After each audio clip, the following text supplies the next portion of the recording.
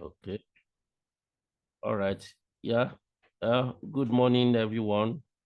Let me seize this opportunity to appreciate all the participants that are able to join this workshop this morning. And I wish us a happy International Workers' Day. As one of the slogan or the caption I saw this morning, there's no meeting today. Invest in rest today. Everything is all about workers and workers and workers. All right. So let's start by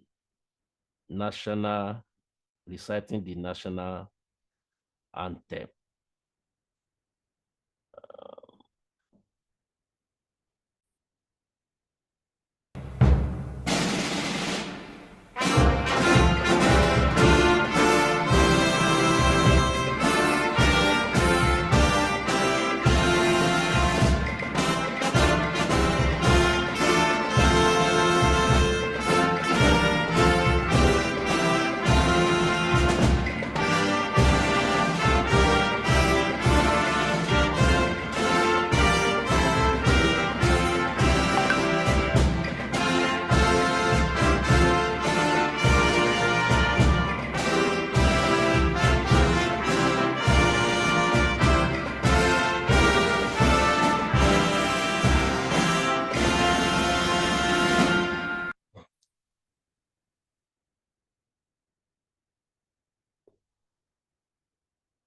Okay, yeah. So I can anthem now.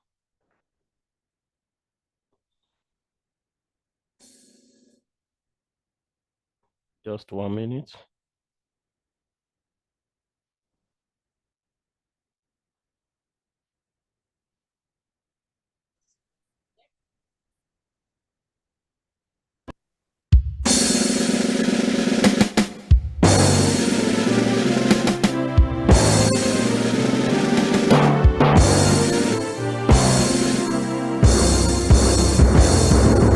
Let's go right confound of treasure in triumph of banner raised, standing stronger in harmony, building a land together.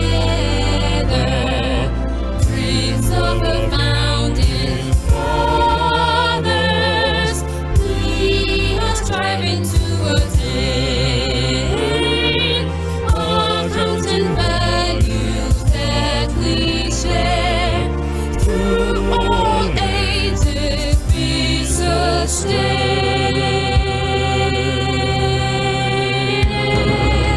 Institute of Chartered Accountants of Nigeria.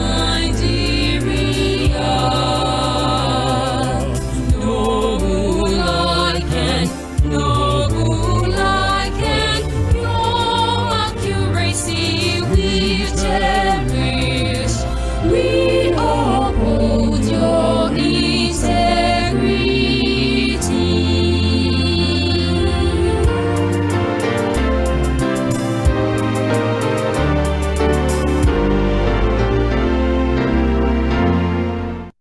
Yeah, thank you. Welcome back. Let me quickly share today's information and the program we are to embark upon today. And I hope you can see my slide.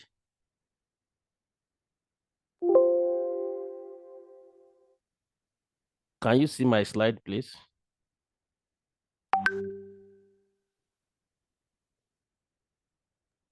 Okay, thank you. All right, good. So as we have advertised, we're having a workshop today, and it is themed as building future-ready firms. That is to integrate quality management and tax compliance edges. So that's the theme of today's workshop. It's almost three in one section. And the item will goes this way. And the item is this opening session, which I'm coordinating. And my name remain Niyi Odewale, FCA, and the national anthem and icon anthem we just done now. And I will be with you from the beginning, by the grace of God, till we close today, later in the afternoon. So I'll be moderating this session. Then there will be room for question and answer of each session, particularly the second section, which combine withholding tax and the value added tax. And that's why we are bringing on board two major players in that particular paper. That is a tax practitioner and a tax administrator, so that both professional people will look at it holistically from various perspectives of a tax administrator and a tax practitioner or business owner. Then the first paper, which we are talking, which will be on international standard quality management one, that is navigating the path to continuous monitoring and improvement. This, as we all know, is dealing directly with our firm, how equipped, how resourceful, how are we managing our practices according to the standard. So, and that will be taken as the first session this morning. So, I'm delighted to let you know that our upcoming events in June, which is the end of the second quarter for 2024, for Western Zonal webinar, which some of us are familiar with. The last one we did in March ending was about international financial standard, IFRS. This time around, we will be dealing with international public sector accounting. So we give you details as we round up today's workshop. And this information is very important. One, at the end of the section, particularly this first section, we are going to have a kind of questionnaire or a feedback link that will be sent to us just to appraise and give us feedback about the presenter, about the knowledge, about the session. So it's online. It won't take within 1-2 minutes. It is done. Then the certificate of attendance and other resource material, they are downloadable from our web-based registration portal that we are giving to you. So the login, just log in with your email, following the link provided on this shared slide, then you'll be able to download your certificates of attendance, then paper that are presented, including the recording file for this section. And as soon as possible from Friday, tomorrow or Friday, the list of attendees will be sent to ICANN for MCPD credit hour posting accordingly. So there won't be any delay. So these are just the information.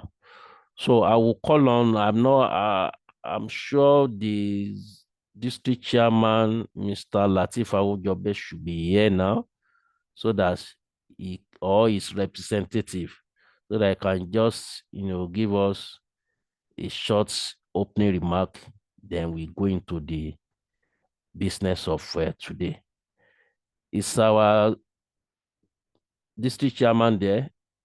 Let me find out. Latif. It's like district chairman is not there. Do we have the technical secretary here, Onobanjo? Oh, None of them is here. Well, that shouldn't be an issue. I think we should just continue with what we have today. Today should be a day for us to, to rest.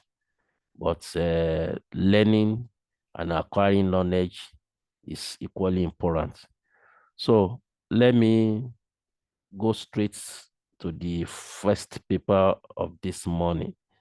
And that will be anchored by the anthems, national and icon anthems. Hello, who is speaking, please? It's like the voice of the district chairman.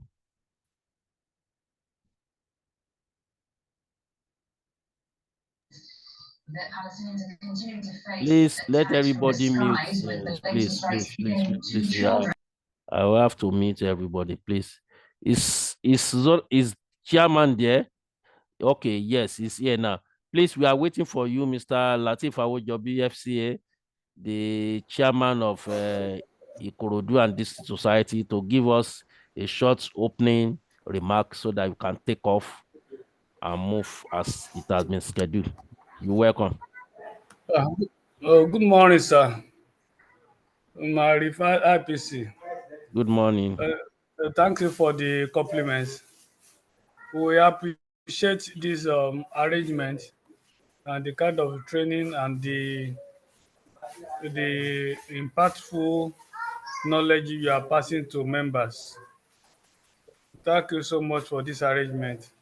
And we believe everybody that are hooked on today are really there with their jotter and their recorder for them to take away so much from this training. And I wish us a good participation. And this is a mutual. As we are learning, we are going to contribute as well. Thank you so much for this arrangement. I wish us success. Thank you.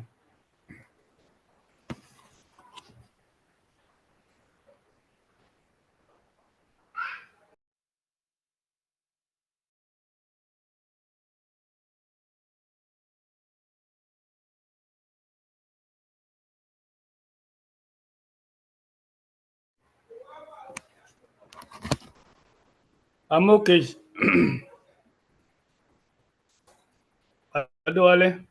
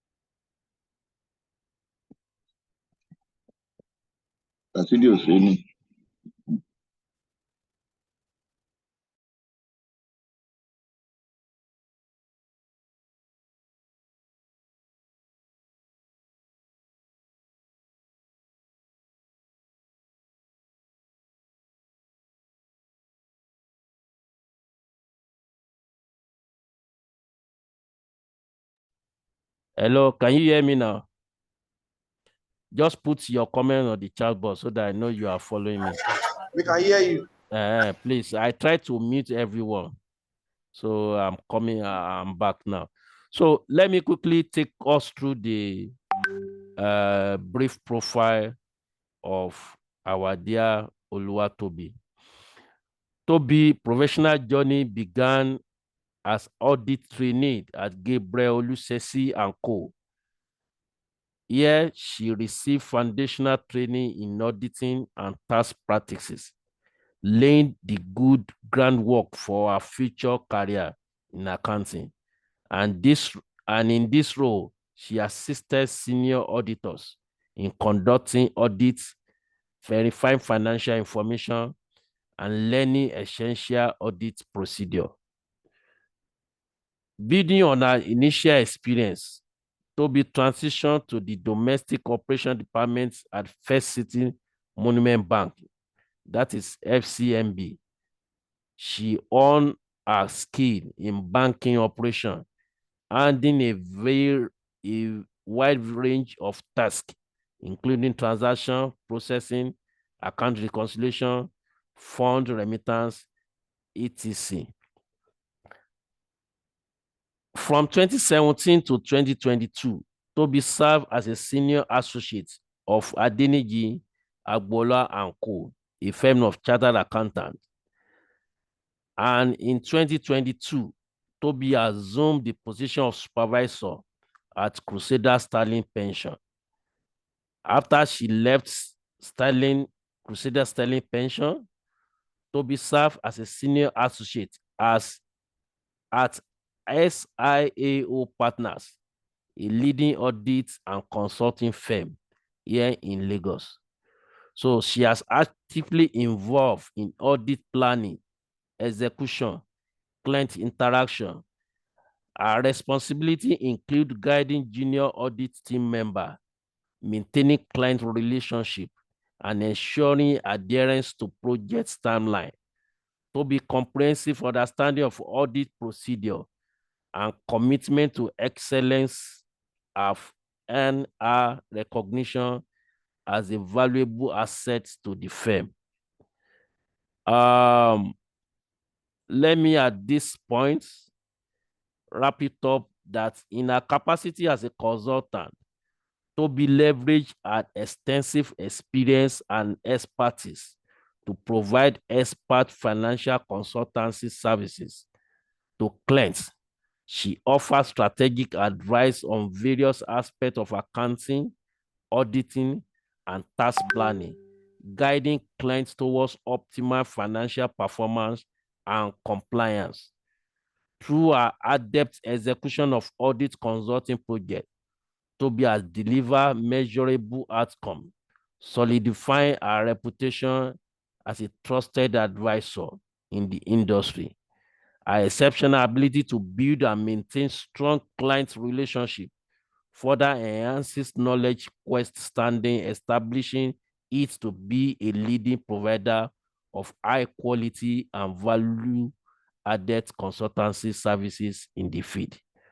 Ladies and gentlemen, let me at this point welcome Oluwatobi Okoma, BSc ACA, to take us further on the paper one title Unraveling ISQM1, Navigating the Path to Continuous Monitoring and Improvement. Thank you. Toby, please, you have the floor. You can share your slide, and you have 1 hour, 25 minutes to take us on this subject matter. All right, thank you very much, Mr. Aniyi. I really appreciate. Thanks for the wonderful introduction. Please let me quickly share my slides. Hope I'm audible enough. Yes, hope you can hear yes, you can hear you clearly. Everybody can hear you clearly. Oh, that's fine. Thank you. One of my slides. Hope you can see my slides. Yes, clearly seen. All right, thank you.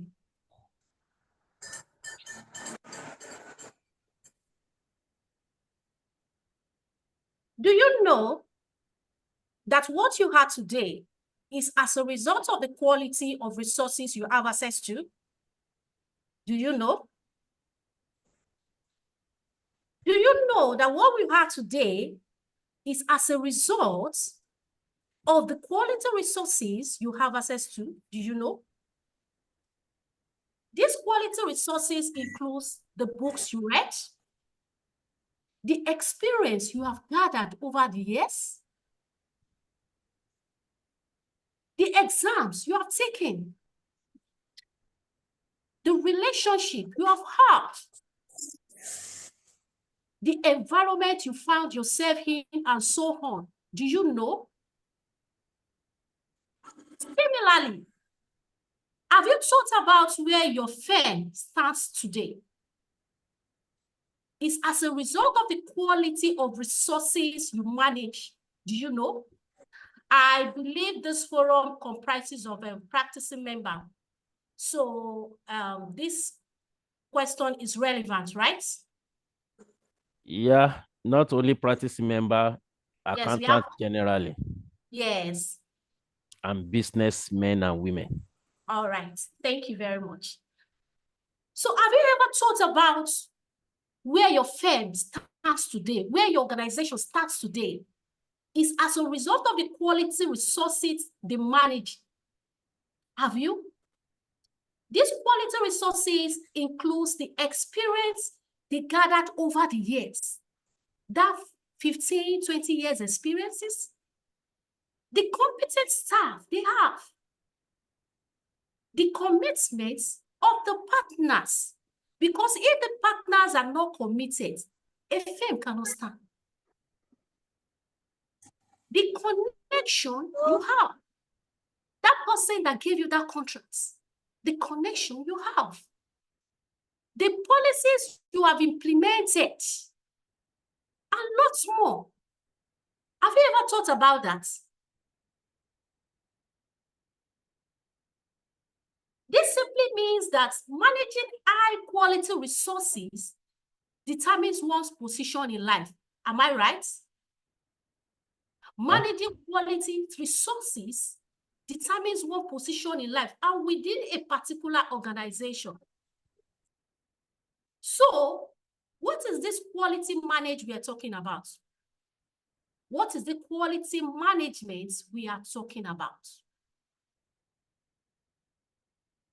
Quality management ensures organizational continuity to meet customer expectation by setting a goals and improving performance.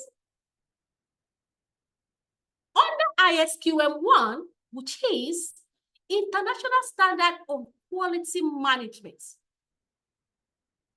Quality management is a set of rules that firms follow to make sure they do the right thing in the right way, especially when it comes to managing the quality of audit work for the users of financial statements. So, excuse 1 minute, please. Are you changing the page of your slide? No, this is just the introduction. Okay, because it doesn't change. That's why I call your attention. Yes, if I'm changing the slide, I will let you know. All right, okay. All right, thank you very much. Yeah. So, let's discover how ISQM1 serves as the foundation of quality management for continuous improvement. So, good morning, everyone. My name is Oluwatobi Okuma, founder of Quesno Services. Oluwatobi has worked with several audit firms. Is presently with SIAO Partners, one of the leading and known firms in Nigeria. So she's a chartered accountant, and her experience cuts across different areas such as accounting, training, facilitating, auditing, and then throughout my career, I've been heavily involved in training professionals, which has equipped me with a valuable skill set that I'm eager to share with you all today. So, Oluwatobi will be your trainer for the next 1 hour or 2. And I'm excited to be here once more. And a big thanks to my Oga at the top for this wonderful opportunity for me to showcase my insights and expertise. And thank you all for having me.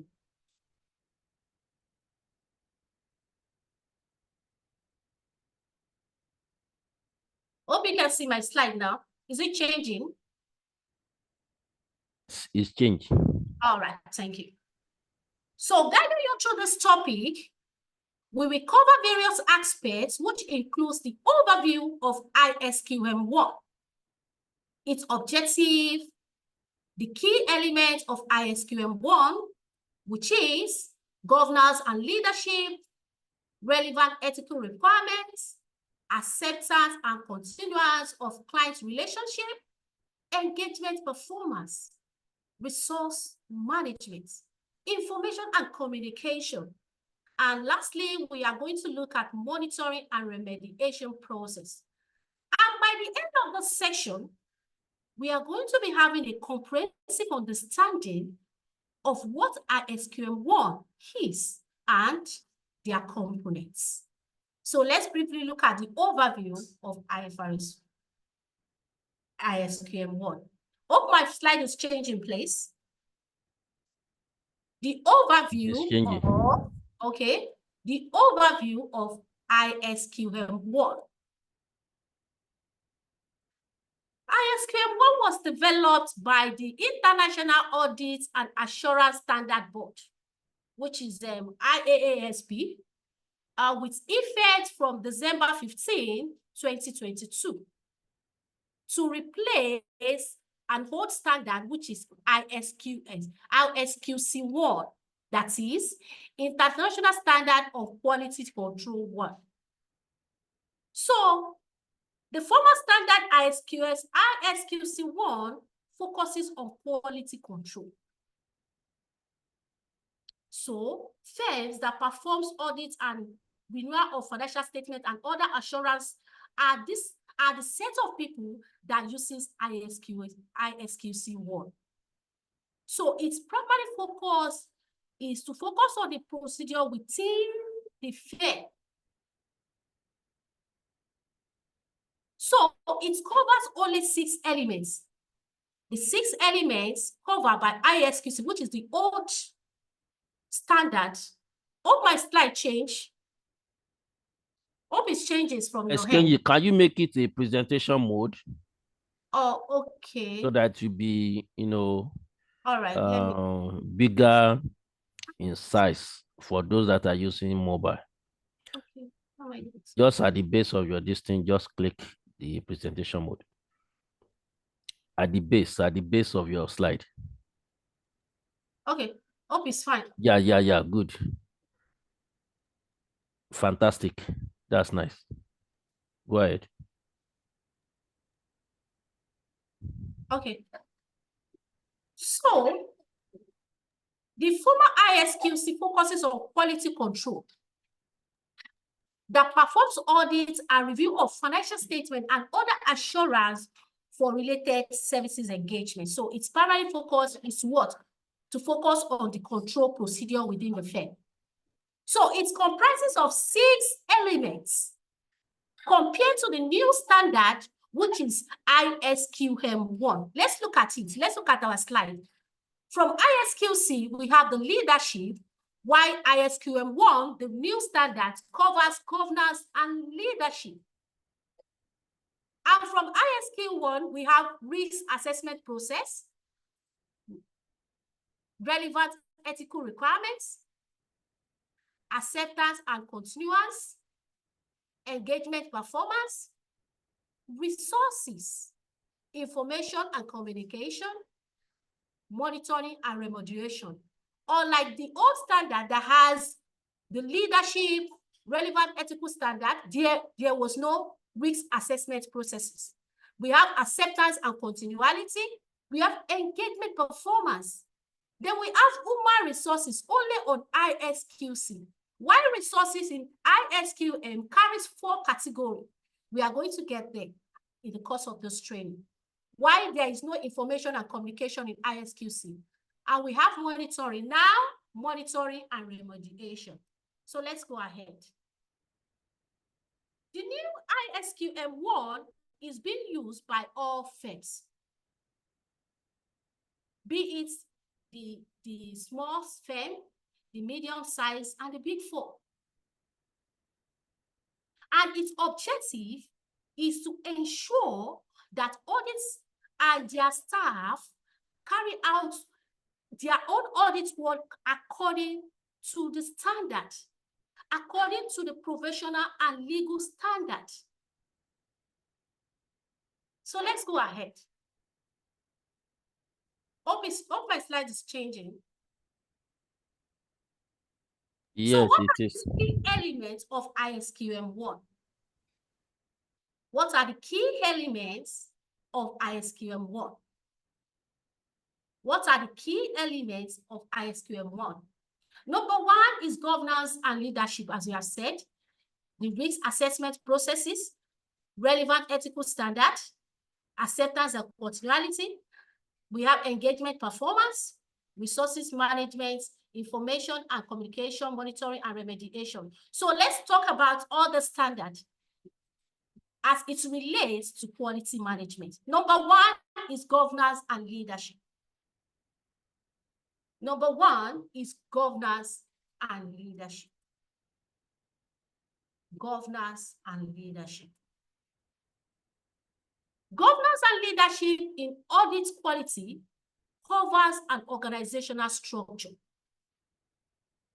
their processes and leadership commitments that ensures that audits are conducted effectively and what?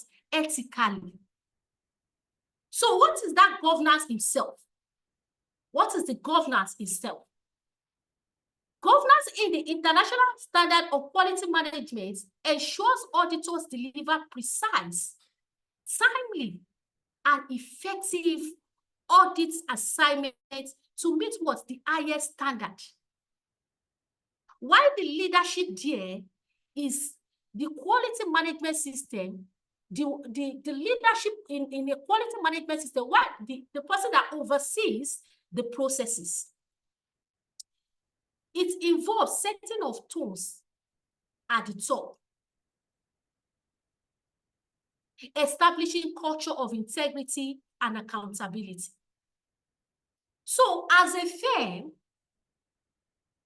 a leader is always a team lead. As a firm, a leader is always a team lead. It's not necessary to be a manager. It's not necessary to be a senior associate, but someone that fits into that position. Someone that has the experience of handling that position. So when we talk of audit assignments, the team leads have a crucial role to play. So what are the duties of the leader? What are the duties of a leader? What are the duties of a leader? Number one is was to establish audit processes. To establish audit processes, leader needs to design and implement effective audit processes, like designing of audit plan, that's the team leader. The materiality of work, the job allocation is made for the leader to do. The review of work being done on the field, he has to review it before he gets to the manager or the partners. Testing of controls. There are so many controls in the client's office. How are they testing it? He needs to test it to know whether they are compliant. They are compliant to the rules and regulations. Report findings. You report the findings you are about to take, the findings on the field. How did you handle them? You recommend and what? You recommend what to the management? Recommendation and management response. So is the leader that what to do that, to communicate the findings what to the management? So let's go ahead. Number two is resource allocation. The resource allocation. Leaders are responsible for allocating resources effectively to support audit activities, which includes budget allocation for trainees, making sure that they have enough resources to carry out that job. Is their computer working well? The staff needed. Leader must ensure that there are sufficient staff to handle that job. Client communication. Leader should facilitate communication with clients.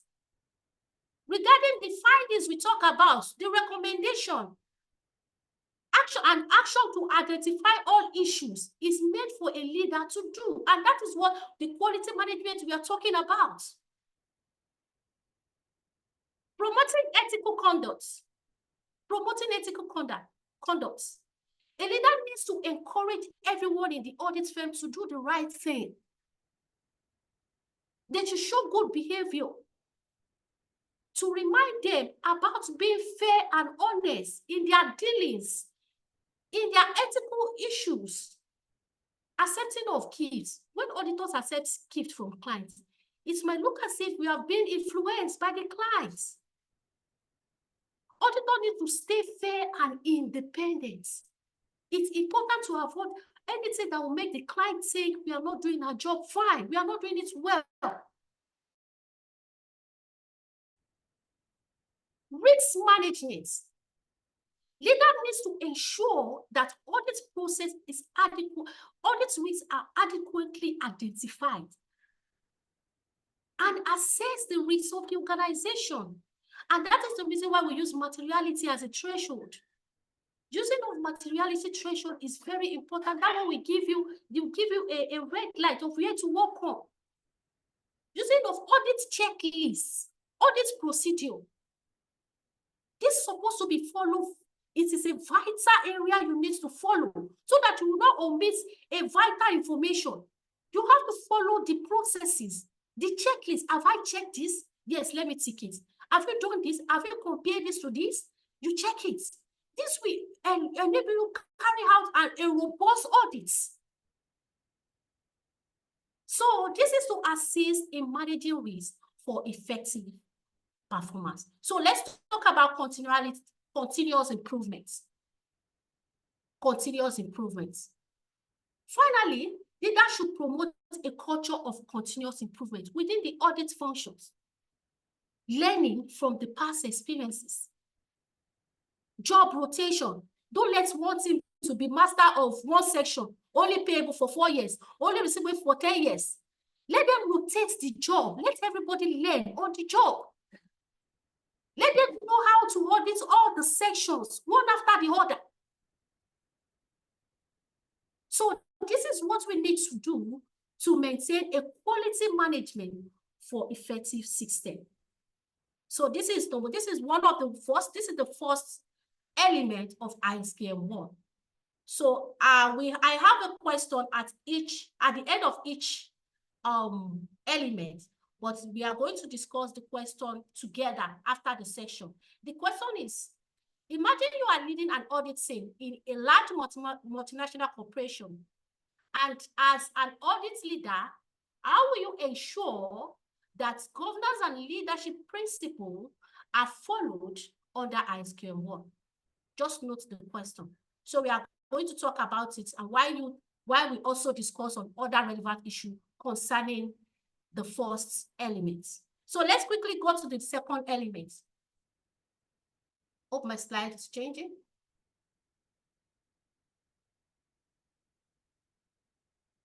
Hope the slide changes from there. Yes. Risk assessment process. Yes. Okay, thank you. Risk assessment process. This is one of the crucial aspects in quality management. Risk. ISQM1 helps firm identify, assess, and respond to risks that could impact in the quality of the audit work.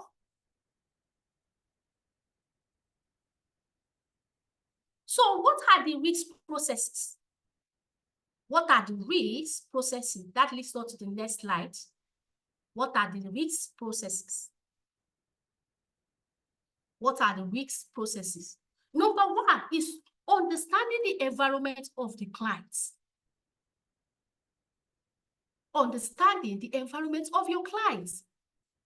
ISQM1 requires firms to understand the environment in which they audit and not the specific risk associated with that with that engagement they are about to undertake. That is, this is the reason why knowledge of client's business and team briefing is very important at planning stage. Team briefing. knowledge of the clients. Very important at the planning stage. This will enable the auditing to have the knowledge and understanding of the environment even before they start the audits. Because it's not every year that you have the same set of team. So people might have left the team. So you have a new team already going into that client to audit. So they need to have the knowledge. And that is why team briefing must not be excluded when planning for audits. And number two is that also use a robust risk assessment. So people have applications they use in assessing their risk. Yeah. So it's possible to use an application for assessing risk. So let's go to the next one. Identification of risk. Identification of risk.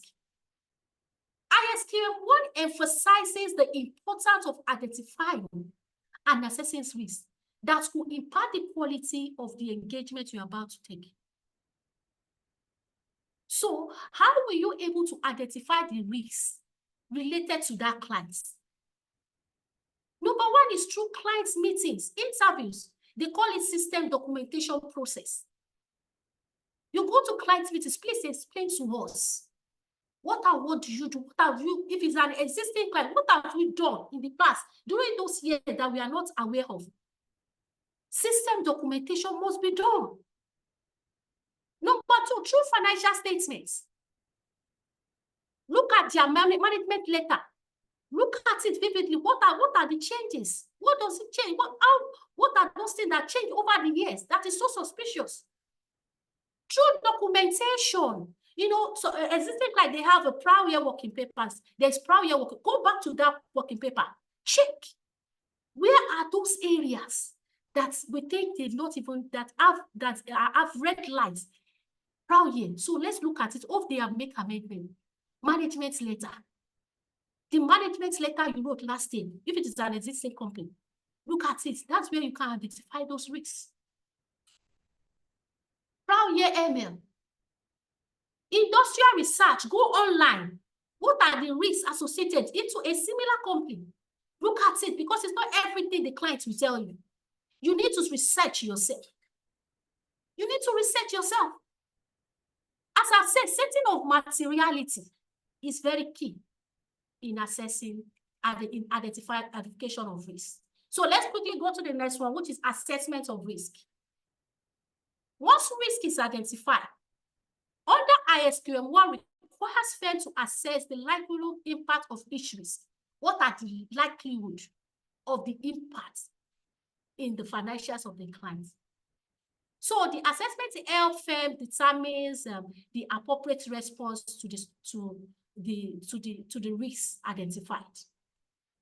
So let's look at response to risk. Response to risk.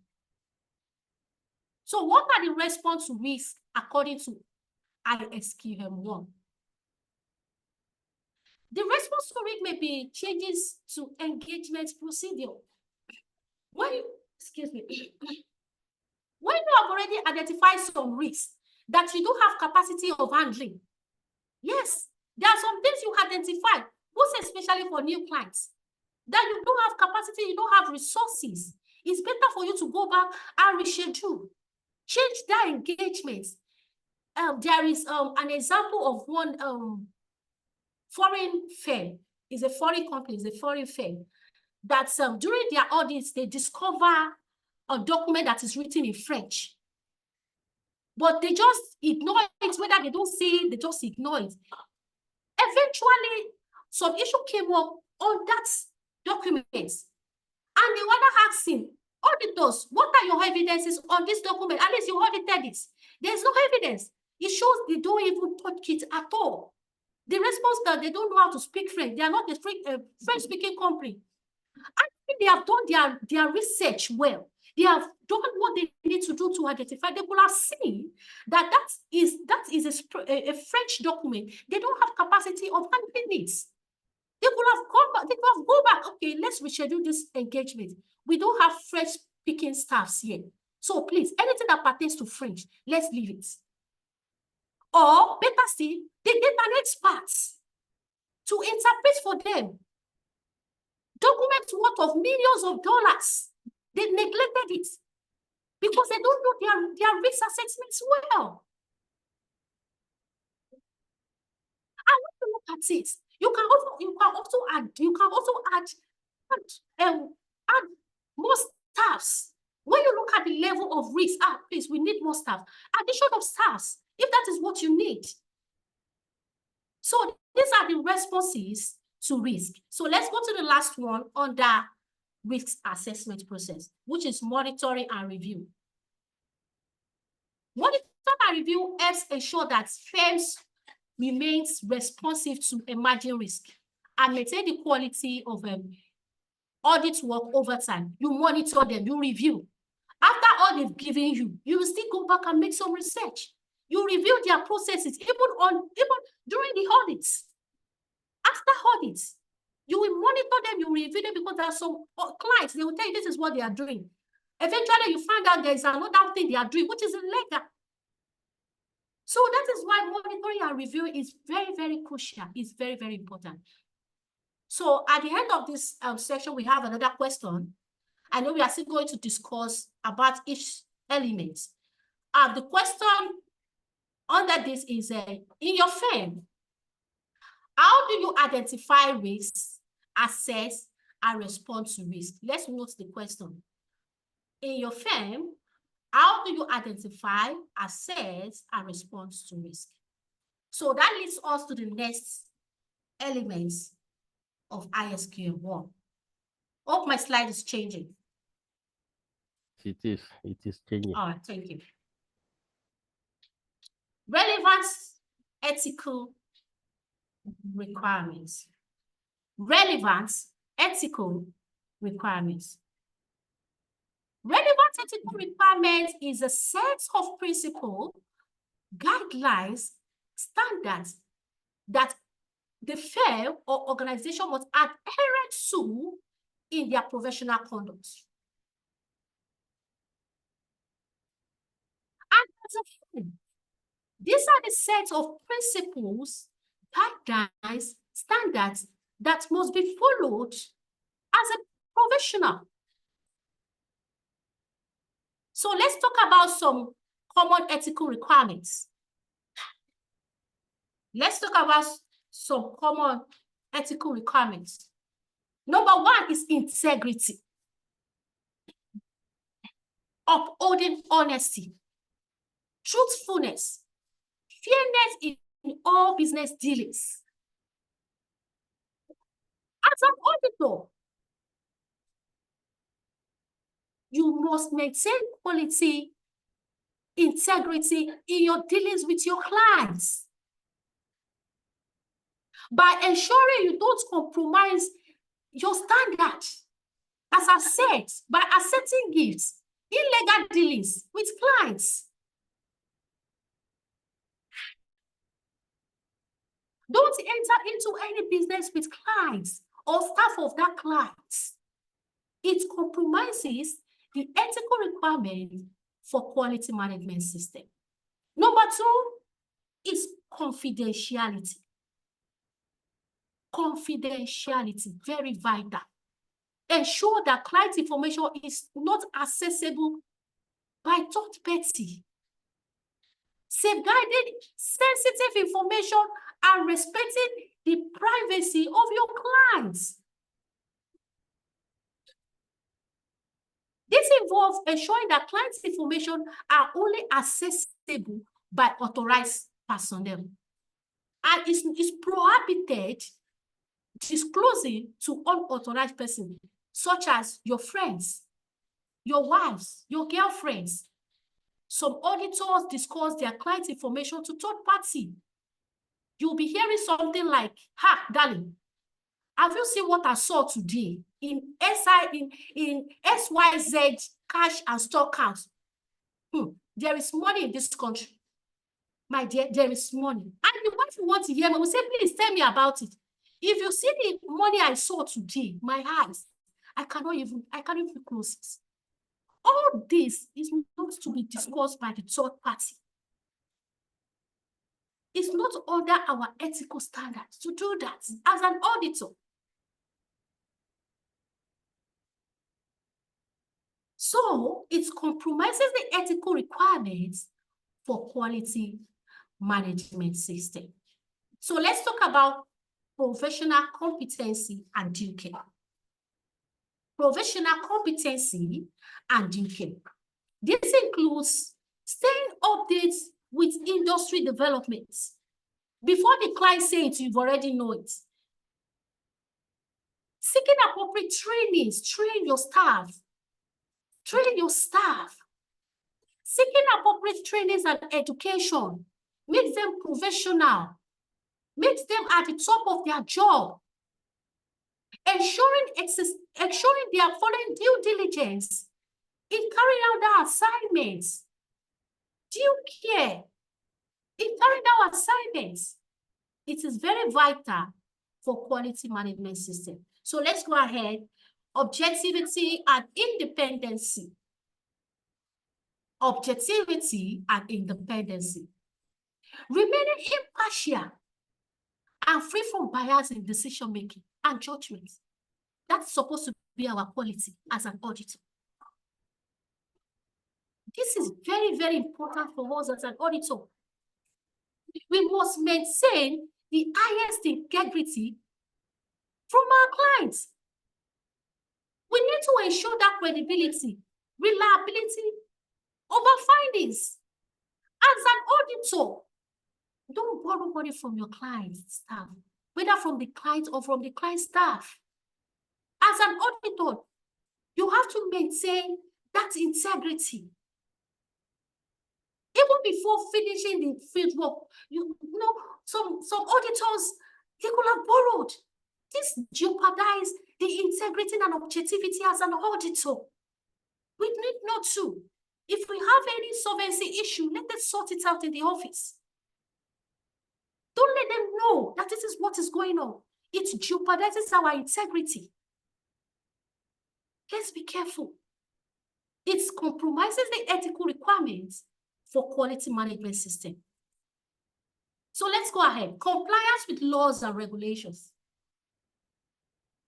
Compliance with laws and regulations. This includes understanding and complying with legal requirements related to each area, such as tax, pension, and other deduction. So as an auditor, we should be able to know how to calculate all this. Because if you don't know it as yourself, how are you going to know that what the client is doing is right? You need to know how to do it. I know most of our firms, we have templates for calculating payroll. So all these things have been there. We need to know how to calculate ISQM1, ITF, and others in order to compare with client's calculation so that we know whether they comply or not. All these things must be in place as an auditor. So this is part of our duty to contribute to quality management system. Respect to stakeholders. That is the next one. Respect for stakeholders. Treating all clients well, including the employees, the customers, suppliers, investors, if you are a normal business or entrepreneurs. Treating them with respect, dignity, fairness. Treat your clients with respect. You don't say because you are in charge, because we know we as an auditor, we are in charge. As at that moment, we are in charge. Don't say because we are an auditor, you talk to them anyhow. You tell them what they are doing is rubbish. What is all this? No, we don't need it. You don't need to fight them because they are not doing things right. And that is the reason why we have management letter. Write all your discovery in the management letter. If they are not doing things right, write it in the management. Don't shout on anybody. Write it in the management to be discussed at the exit meeting. This is what we have noticed. This is what we have noticed. As an auditor, you don't need to raise your voice when communicating with clients. Treat them with respect. As part of what? The requirements for quality management system.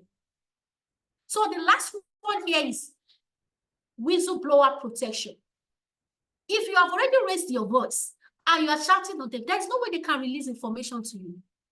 There are some staff that has valid information that they can release, but because you are not friendly with them, you are not friendly with them, you don't want to hear anything they are doing. So for them to get information from them will be very, very difficult. You need to release with them accordingly so that you can get more information from them as a staff. And from there, you protect their interests. Don't say it because this is the person that tells me this.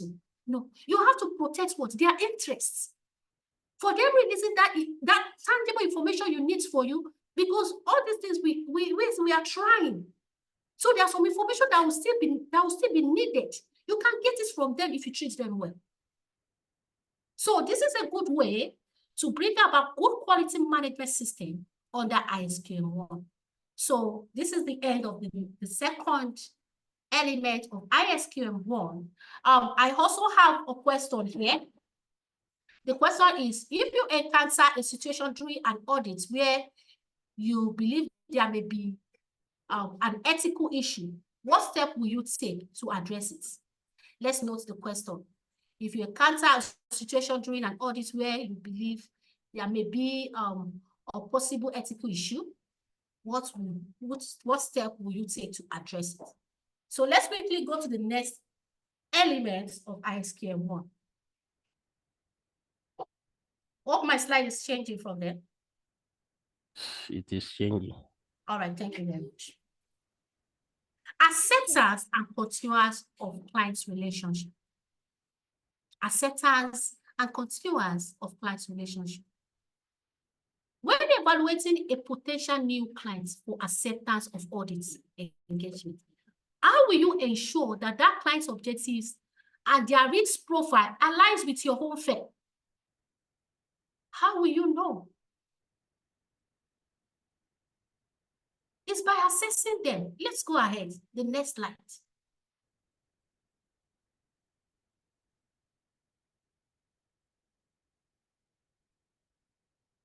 Number one is by evaluating your clients. Evaluation criteria. By evaluating your clients, looking at the industry, what types of business are they doing? Even before you take the appointment, what kind of business are they into? The size. Are they big or small size? Are they big or small size? The reputation. What do others say about this client you're about to assess? Are they known for good behavior or good practices? Hope they are not into illegal dealings. Have you searched their reputation in the industry? Their financial stability. How financially secure is this client? Do they have the history of paying bills on time? Or they will pay? Do they have the history of paying on time? Financial stability. You need to check before you accept any clients. Ethical consideration. Does the client operate ethically? Did your value align with their own? All these things need to be checked. And from your own end, as an auditor, as a firm, you check your capacity. Do you have enough resources to take these clients? Can you handle their workload? Can you handle their workload as a firm? Expertise. Do you have the knowledge and skill required to handle these clients effectively? It needs to be checked. Risk appetite. How much risk can you take as a firm? How much risk can you take as a firm? You need to check. Because when anything happens, it's the auditor that will be liable. Can I take this risk? So by considering these factors, we can decide whether to take the clients or whether they are best fits for our firm. Number two is due diligence process. Gathering important information about these clients, like their financial papers, their stuffs online, their background, as I said, making sure what they tell you is true and complete information. It is part of it. It's very important before you accept any engagement. So let's go ahead. Client acceptance decision. Look at what you found during the risk assessment and due diligence. Before you decide, you need to look at what you found during that risk assessment and due diligence. Decide if that will work with your team or not, and explain to them why you cannot take it.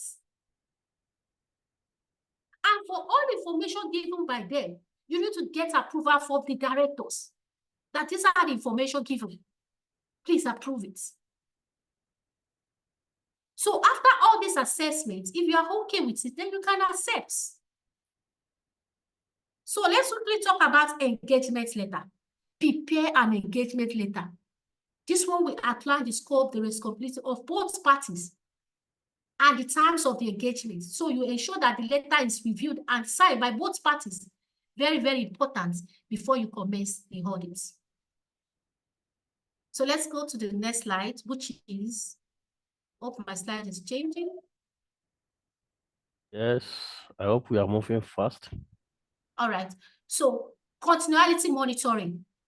Continuity monitoring. Make plans to keep eyes on your client, even after accepting that engagement. Keep your eyes on them, whether there is a change in any ways of their dealings. And also update clients' information. I know most of us have applications we use. Most use AuditMate, Caseware, and other lines. Update your clients' information, especially when there is a change in directors, shares, their addresses, and other important information. You need to update them. The next one is client relationship review. Check your client relationship regularly. Check them whether they are still in the business you guys agreed on. It's very important. Let's talk about ethical consideration. Always do what is right and fair when deciding on clients to keep. Avoid any situation whereby interest might be clashed with yours. Stay independent, as I've said. I hope we get it. Don't compromise. Don't compromise. So these are the good way to bring about a good quality management under ISQM1. So another question here we have, how do you carry out acceptance and continuance of client relationship in your firm? So let's quickly go to engagement performance. Engagement performance. Engagement performance. Engagement performance means how well a firm delivers its services to clients. How well a firm delivers services to clients. This is like planning what to be done, assigning the right people to do what is right, making sure everything gets done on time and within budgets. You need to check your performance. So what are the key aspects related to what? Engagement performance. Number one is planning and scoping. Planning and scoping. As a firm, what are those things you need to consider under planning stage of audits? Number one is to obtain relevant documents, such as what? The client's trial balance, the TB, the management account, the signed audited financial statement of prior year, then the prior year management letter. You have to have them.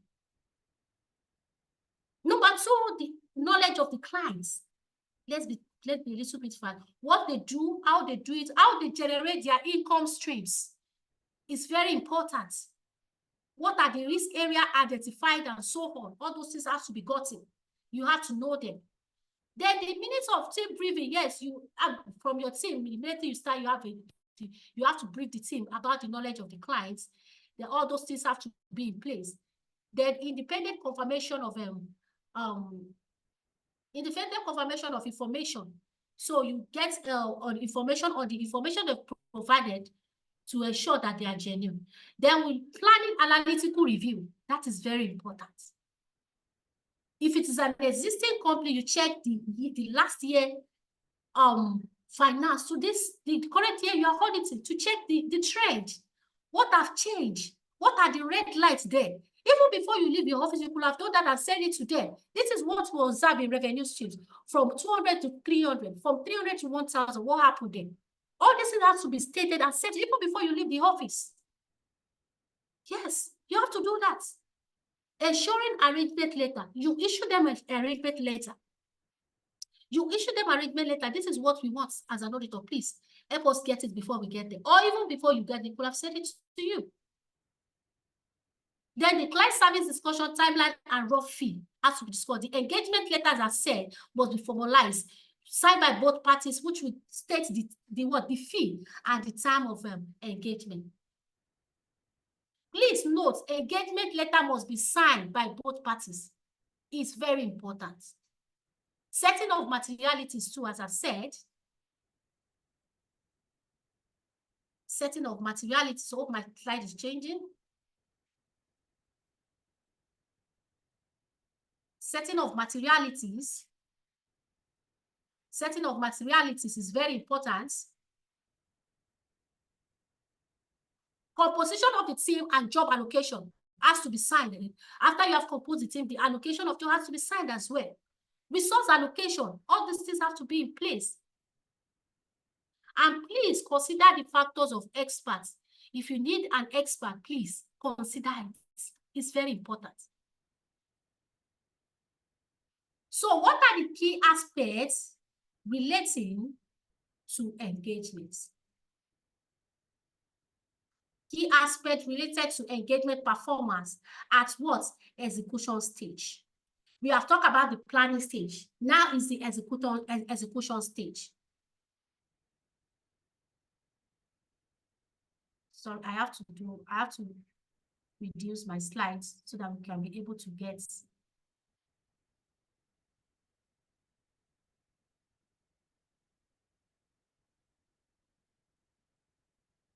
So I want to put it back to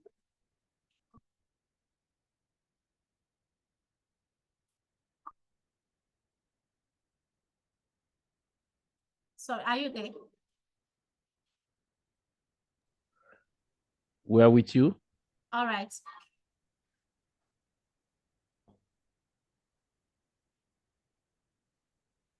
I want to change it back to the original mode, not slide mode, so that I can make use of this Microsoft Word here.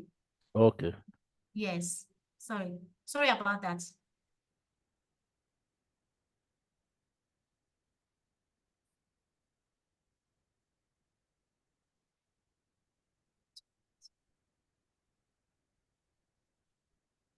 Sorry, how can I go about that? What do you want to do? Yes, I want to minimize. I don't want a slide mode again. Go, just click on your computer, escape. Press the button escape.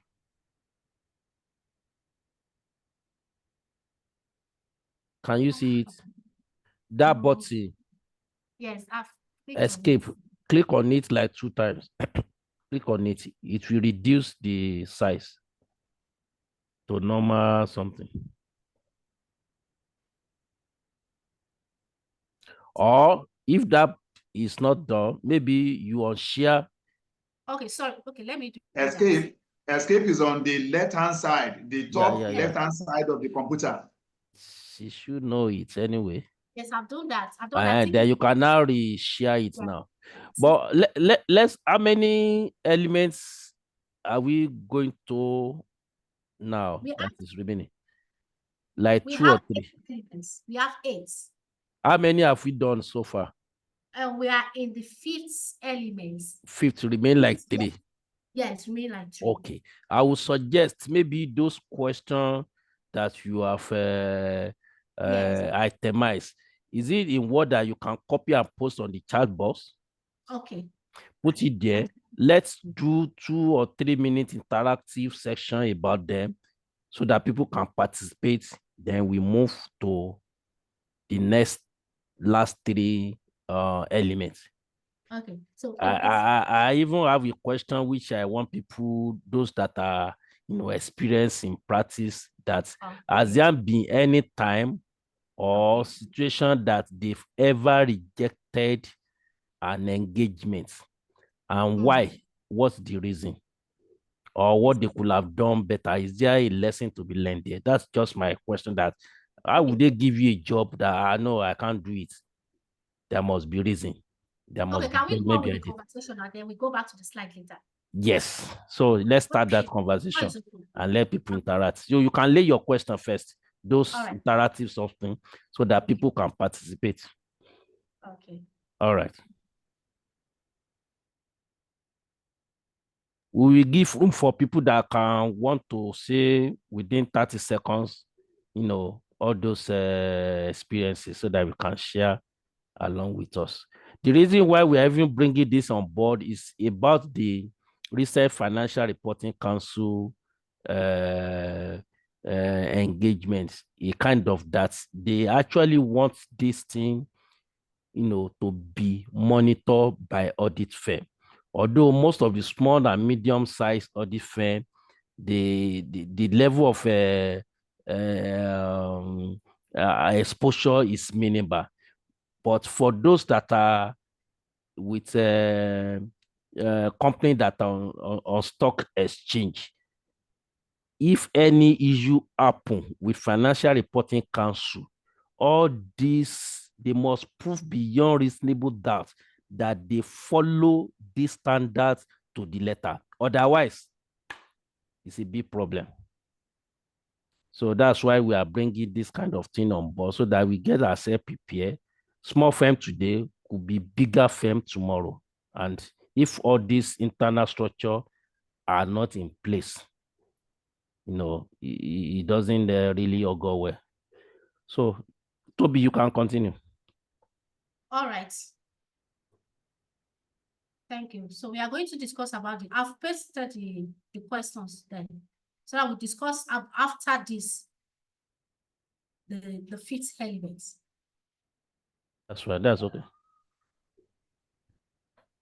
All right. So the fifth element talks about the execution and monitoring stage. That's the field work. We have already talked about the planning stage, what we need to do in the planning stage. Now is the field work itself, the execution stage. Number one is, hope you are seeing my slide. You are seeing the word.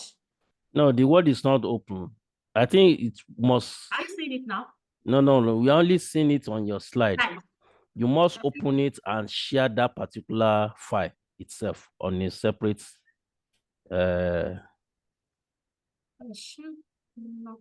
You will share it separately. It's embedded. It's embedded. It's supposed to be seen. Are you seeing it now? No. Open that file separately, that Word file. And stop sharing this PowerPoint. Okay, then you now share that Word. That open Word file. That's the best way to go about it. Yes, we can now see it now. All right, thank you.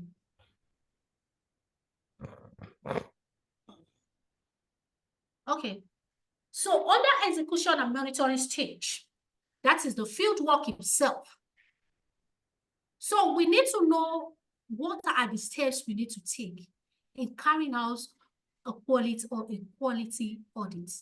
Number one is the performance analytical review. Initially we've already sent to the clients to tell us what we have cited in their financial, the trend we check, the prior year and the recent year analysis we've done, which we tell them, please, you need to explain this. This is what we have seen.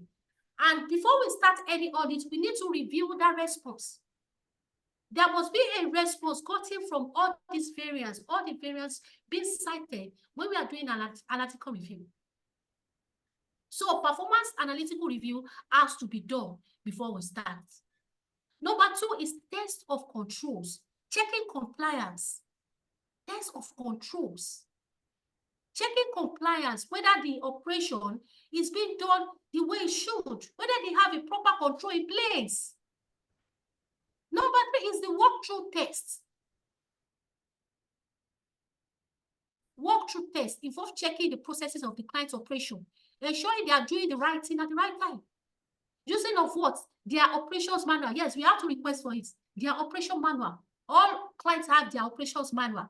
You go through them, you check it, you see, you now compare it what they are doing. Is it aligning? And these are the places we develop our ML points. Our management, this is at the utility areas, ML points is being gotten. So how can you obtain the client's operation manual? So by requesting for it, asking for it, you have to confirm responses from the third party. Confirmation of responses from the third party. The directors, we are telling the director we saw on the TV. Director's law. So you have to send the circularization to the director. How much are you owing? As at the end of that reporting year, check whether it's aligned with what was recorded. The staff loan, the staff is owing so amount. Tell us, how much are you owing? You circularize to them. The bankers, very important. What are the balances as at the year end? Bank circularization letters have to be done. You circularize the banks, all the banks. And you have to receive result before you conclude the audit. It's very important because it might be contrary. And if you see any contrary mistakes, then you write it on the ML. Let them know that you have already seen that this is what you are saying. There are discrepancy in what the bank sent to us and what you have in your statements. Let it be written. Let it be written in the ML. So that if there's any issue, eventually you tell them this is what we have observed and we have communicated same. The banker, the lawyers, let the lawyer write to their lawyer, let the lawyer tell you how much case they are having. What are the court cases they are having? You need to know how those things, because when we talk of court case, it leads to litigation at the end of the day. And it can take money from the company. A huge money. Let us know the court case you are having. The trade receivables, those people that are owing you, who are they? Circularize there. How much are they owing you? Compare with what they have in the trial balance. The trade payables, the person you are owing, the person you are to pay. How much are you to pay them? Circularize every one of them. Compare it with the TB. Get the board resolution. The board resolution, very important. The board minutes, very important, because in the board minutes, there are some things you are going to see there that is not even anywhere. Because when we talk of board minutes, it's a private settings. There are some things in that board minutes that you need to take cognizance of.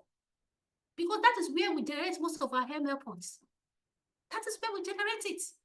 You need to carefully read it line by line.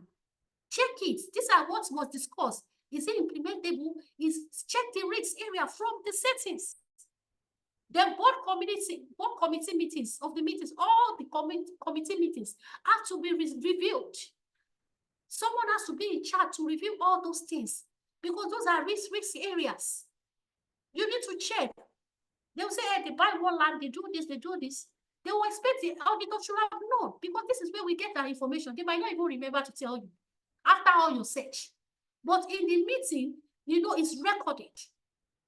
So when you go through them, you see some vital information that have been omitted. So all this must be taken cognizance of. The loan agreement and prepayment schedule has to be taken. All the schedules for loans, how are they paying it? Hope they are paying as at when due. You need to take all those schedules. The loan agreement, terms and conditions. The terms and conditions that tax to each loans. You need to assess them, collect their certificates. Then approval of the board approval, that's approved budget for the year. The budget they've done, compare it with the actual. Compare it with the actual. Checkmate it. All the variance is not so much. Those are the work we need to do as an auditor on the field.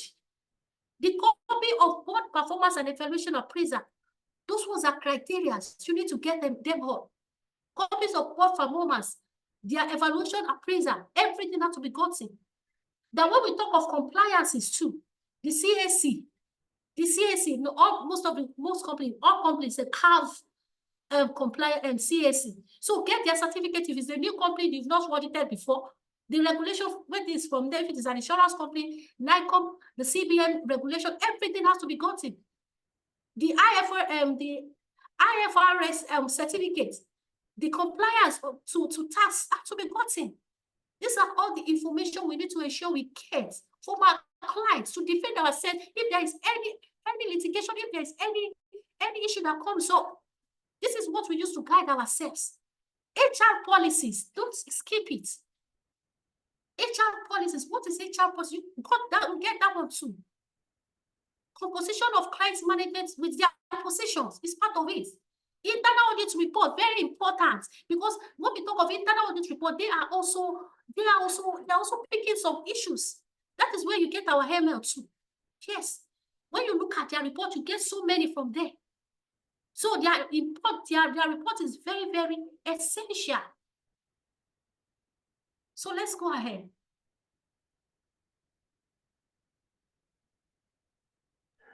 Are you finishing that last particular?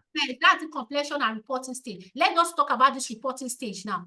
We have finished with the execution stage, not the reporting stage. So we have to work within the next 10 minutes, while the next 5 minutes will be. So after this, now we can discuss about the question of there's no, we should just continue and wrap up. All right. Thank you. So let's quickly talk about the reporting stage.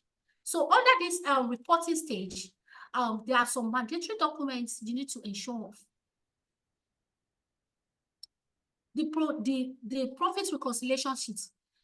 The profit reconciliation sheet is just like a summary of the company's profile, calculating all the revenues, the streams of income, and how they come about the profit, the final profits.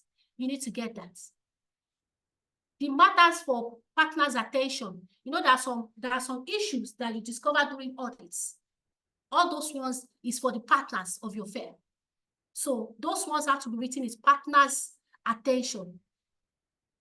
Then the minutes of the exit meeting has to be approved, because for any engagement there must be an exit meeting, and that is where you are going to discuss all your findings, all what you notice. There must be an exit meeting, very important. So that is where you are going to tell them, this is what you have seen, this is what you have noticed, this is what you have gathered so far. Then you go about and raise a draft financial statement, draft copies, show them, send it to them. If there's any adjustment, amendment to be done, then it's from there it will be done. Schedule of outstanding, because I know some clients, they will not give you documents until you are leaving. They will not give you documents until you are leaving. You write them down. There are some outstandings, the GL, the schedule, all this has not been given. Let it be in writing, official letter on your letterhead. This is what you have not gotten, so that when the issue comes, you'll be able to defend yourself. It is part of a defense as an auditor. All this thing has to be done. Management letter. And we have talked about this. This is where you raise all your informations. All those things you have discovered during the audit. Then later, the schedule of there will be a journal eventually. Let's assume from fixed asset you notice some irregularities. You have to raise a journal. So all this journal raised must be approved by both parties. Tax computation report. Well, auditors, we are not really dealing with tax. Some deal with tax and audit separately. So you still collect what? The reports. Dividend declaration, you collect the documents. These are the dividend declared over the year. Let me see the documents.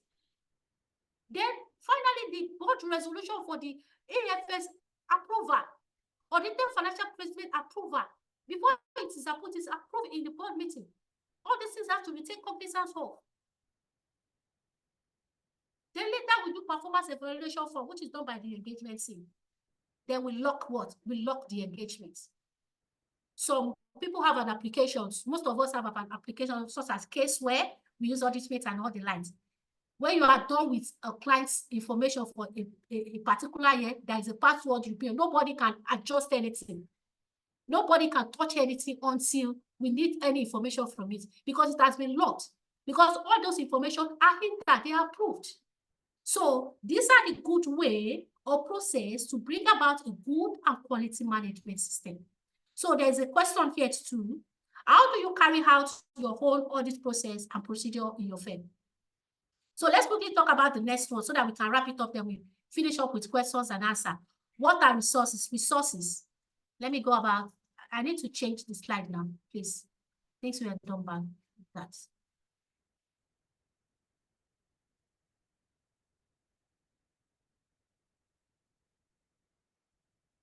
Okay, hope I've changed. Yes, it has changed.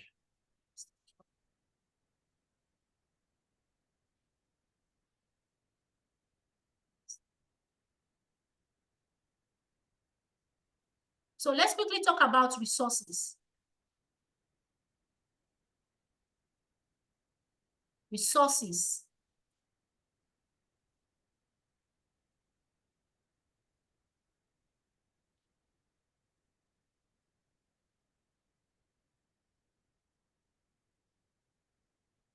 All right. So under ISQM1, resources refer to financial, human, technology, and other assets that are required to carry out quality management activities effectively. When we talk of resources, is a vital area that we must not neglect. We must not neglect it. Resources. Resources are of 4 types under ISQM1. We have the human resources that is here. Hope my slide is changing. Yes. The human resources, the technological resources, the policy and procedure, then the financial resources.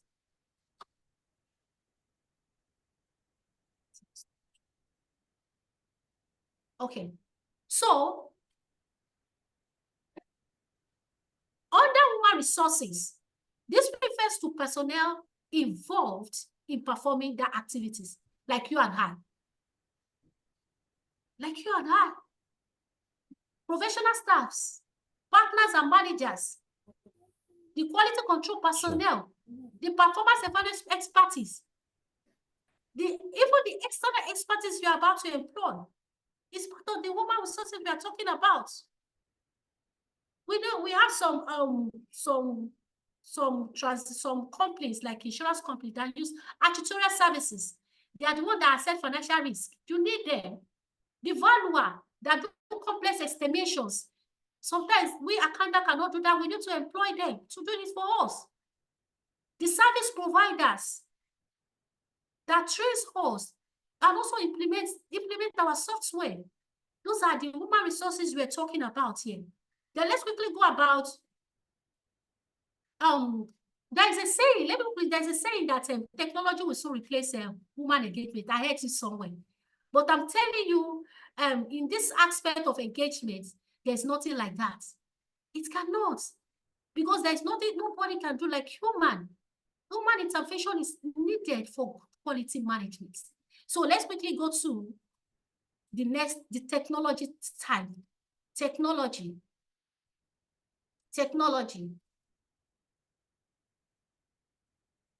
Technology resources refers to the engagement of refers to the equipment, hardware, software, and tools we use as a support to improve the audit qualities.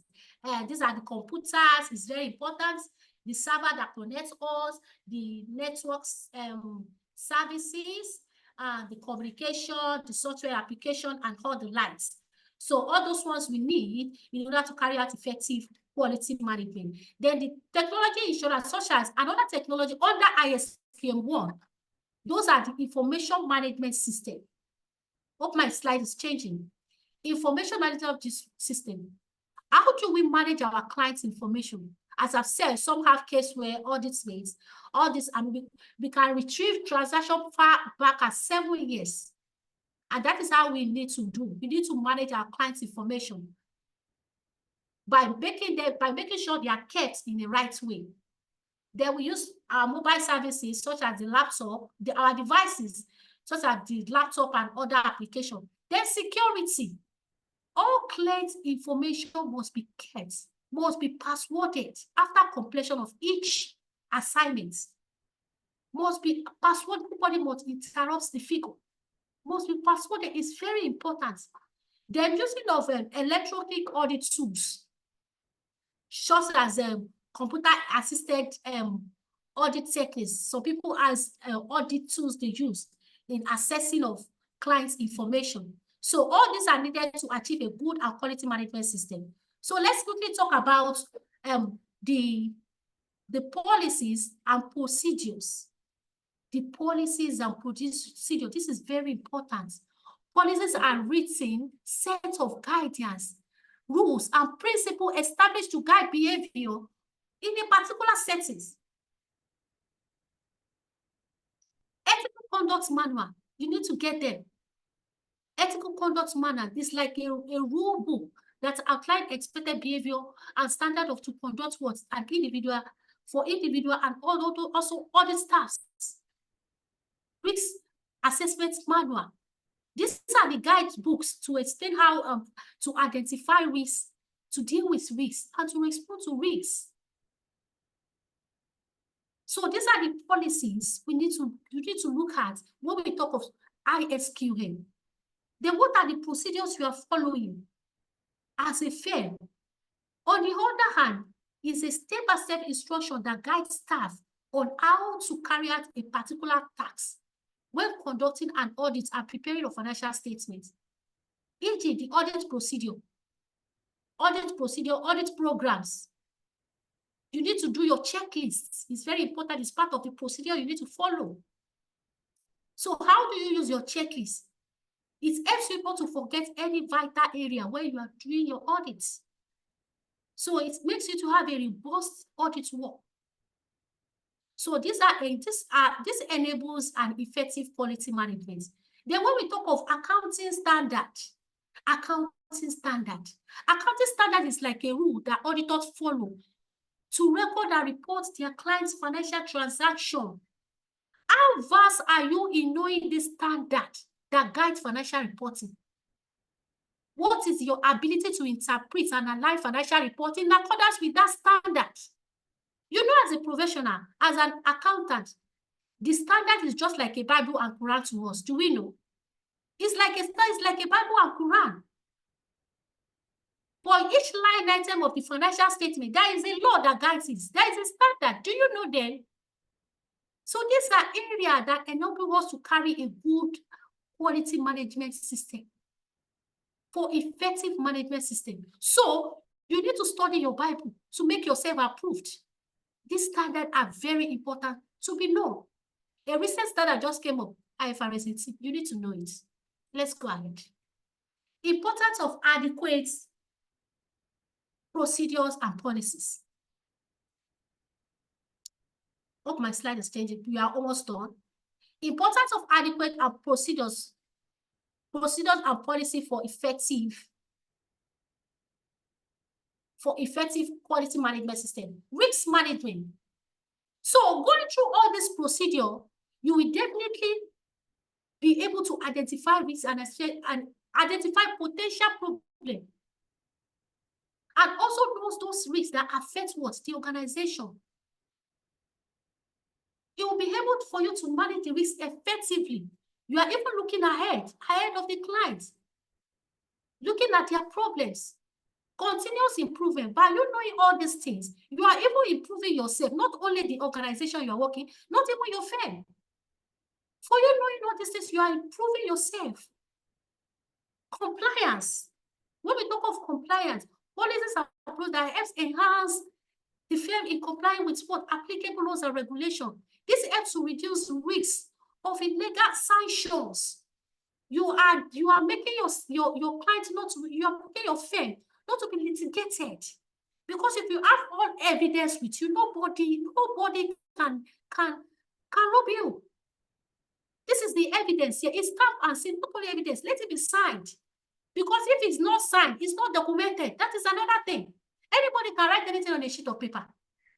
All evidence must be signed by both parties, and that makes it your evidence. And when you do all these things, you will be accountable, because if anything happens, you'll be accountable for it. So let's quickly go to financial resources because of our time. Financial resources. Let's quickly go to financial resources. So since this is necessary for obtaining, developing, and maintaining firms' human technology, intellectual resources for good ISQM, money, finance. This aspect is the most crucial area when we talk of quality management. You can't manage a good management system of an audit without having funds to finance it. That technology you need to enhance your productivity it goes in money. You need money, you need fund. So fund is needed for good and quality management system. So there's a question here after all. There's a question here that talks about how do you use your resources for effective quality management. It's part of the question. Let's quickly go to the next one. Information and communication. Information and communication is basically about gathering knowledge, information, and then sharing it to what? To others, communication. Information you gather and you are sharing it to others, communication.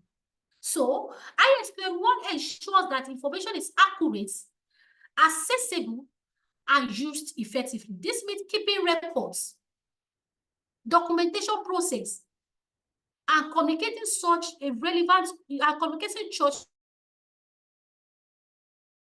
So ISQM1 emphasizes on clear communication practice within an organization. Let the communication be clear. So it includes how information is shared between different departments, saying how feedback is gotten or received, how issues or problems are resolved. Communication. So effective communication enhances everyone in the same page to work together for effective quality management. So let's go to the last one, which is monitoring and remediation. Monitoring and remediation process. This is about keeping track of how well things are going. So it involves regular checking to see if everything is happening the way you want it. So what are the aspects of that relates to monitoring? What are the aspects that relates to monitoring?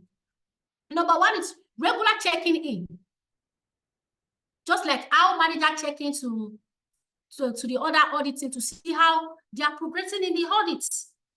What are those things they are doing?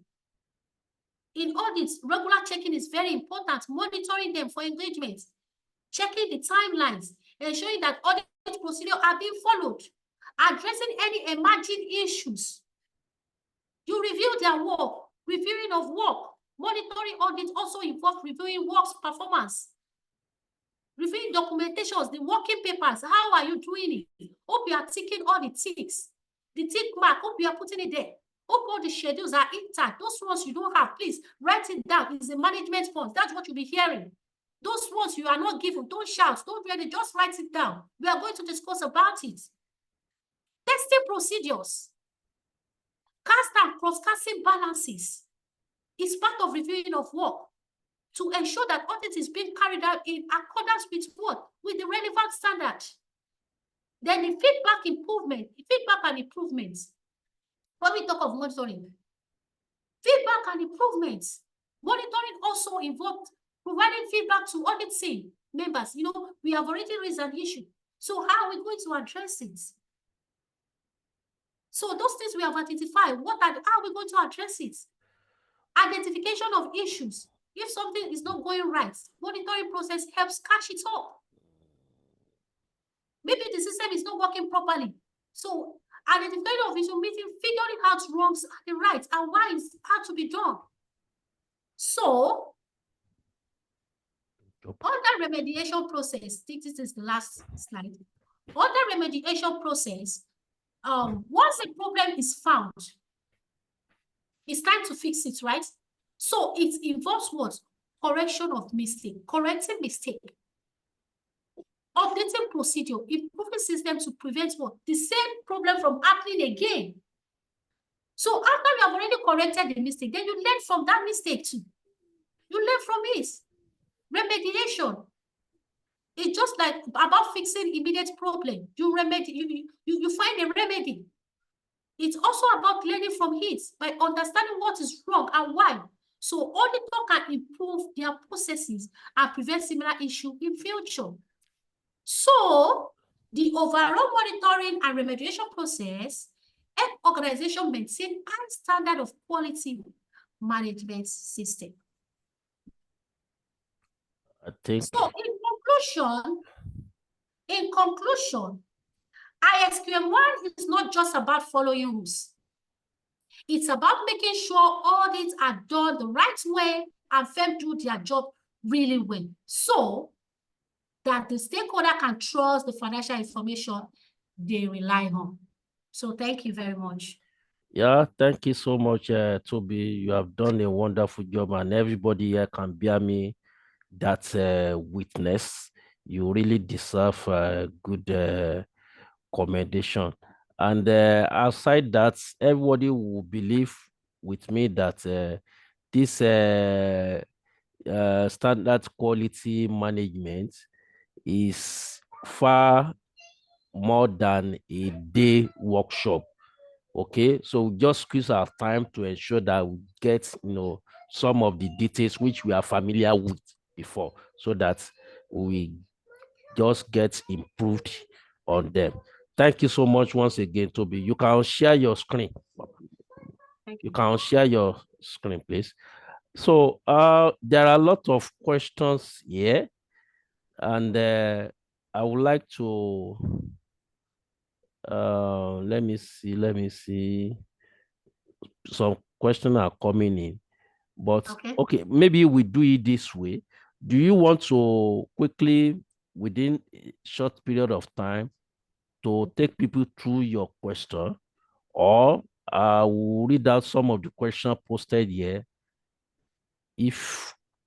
so that we can answer them first? Okay. Which one do you prefer?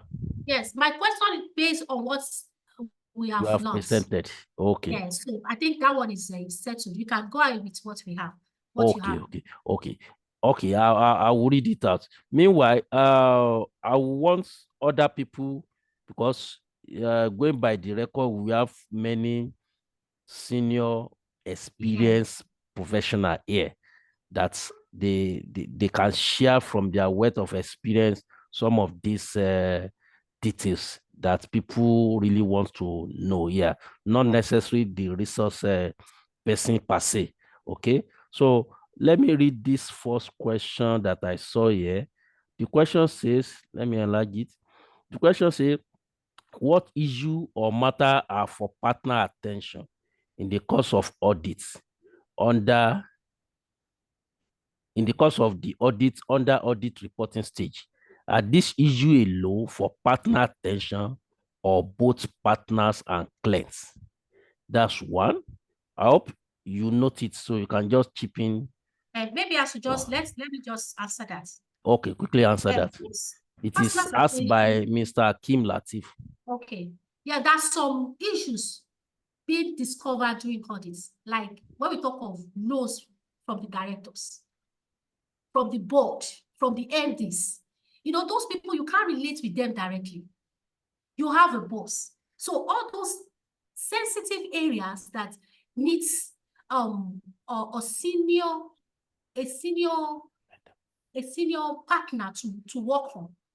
That is what we call partners' attention. So it's beyond you, it's beyond the team and the audit team.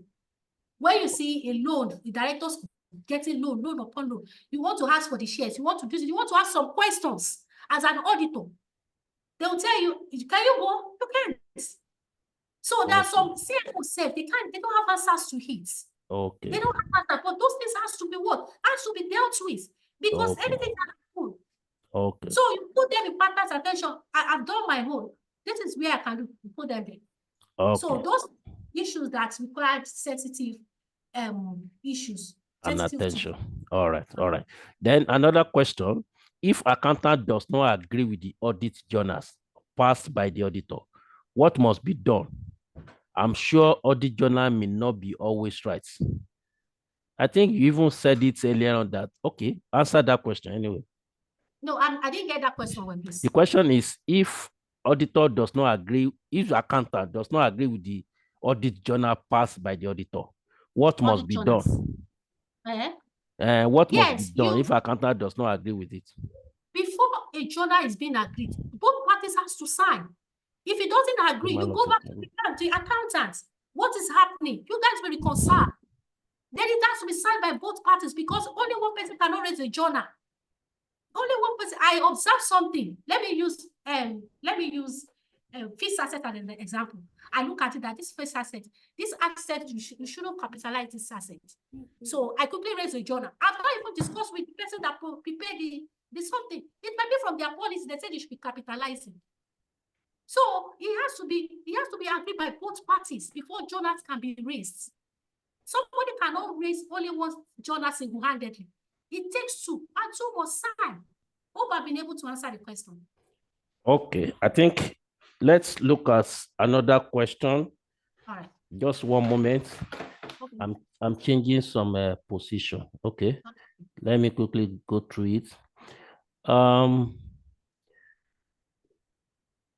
Okay, this is just a commendation by Mr. Olajide Afolayan. Okay. No problem. Anybody that missed any part of it due to their internet connection, we have recorded the session, so you will still download it after this session. So nothing is missing, basically. Let me see another one quickly. Okay, this is another one from Festus Adeboye.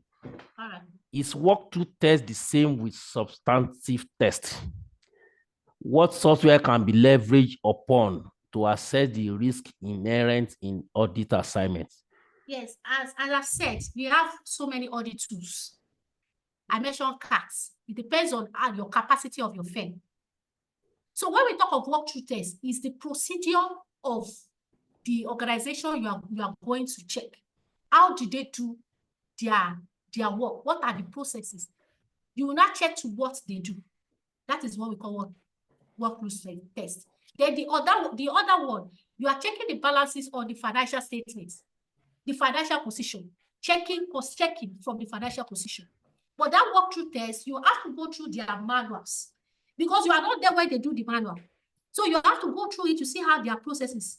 This is what they do. Okay, they get it right. This is what they do. They get it right. Mostly the banks, let's say microfinance banks, they have their own manuals. So you have to look at it very well. This is what they do. Did they get it? The interest, the manual says 1% interest of the customers. Did they use 1% here? This is where we develop our MA as an accountant, as an auditor. So that is the difference between the two. Okay. All right. That's very good. Just to add to what you said, walkthrough is like when you get the standard operating manual from the company. Okay. Take for an instance, sales procedure or payment process or payroll administration. They will have a line up step by step that so dates. This is what you do. This is the next person to handle it. This is the next person to it. So what the auditor is doing is to walk through that process based on sample you've taken from their processes to ensure they conform to the standard they laid down in the organization.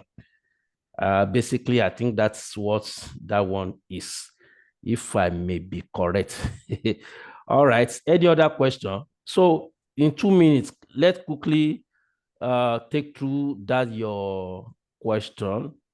I think it's better to just share it. People have read it. If anybody have something to say about it, can we unmute ourselves or raise up your hand? You'll be recognized, then you can share it quickly so that we can wrap up for the next stage to take off. Anybody? I think yes. Doctor want to. Okay, welcome, sir. Thank you very much. Yes, sir. I think it's a very good work we have. She has done for us, looking at her age and experience. We need to commend her. I just want to add a few things. She has actually answered the questions. For partners' attention, there are things that the audit team may not be able to get information on, and the accounting team also may not have gotten it because those things are handled at high level, like senior management or directors, and the audit team may not be able to have access to those people. So when it's referred to partners' attention, the partner can discuss at the relevant high level and get the information necessary. The other point again for partners' attention is that there are things that decision need to be only made by the partner. The partner has most likely more knowledge about the client and has a better overview looking at his experience and may be in a better position to make decisions. So such things that cannot easily be decided by the staff and which needs to be reflected could be referred to partners' attention. That's my point on that. Can I still talk on journal? Yes, you can. Thank you very much. You see, the audit journal is a two-way thing. The accountant prepares his records and the auditor comes to do the audit and now begins to find out things that are not in conformity with what is expected and therefore has the decision to rewrite. Now remember again that at the end of the day, it is the auditor that has responsibility for the financial statement that he has signed. So he needs to be sure.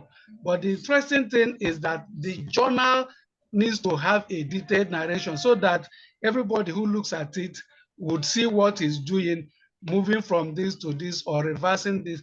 And those detailed narration will enable the accounting team to understand what he has done. There are cases, of course, they would not agree.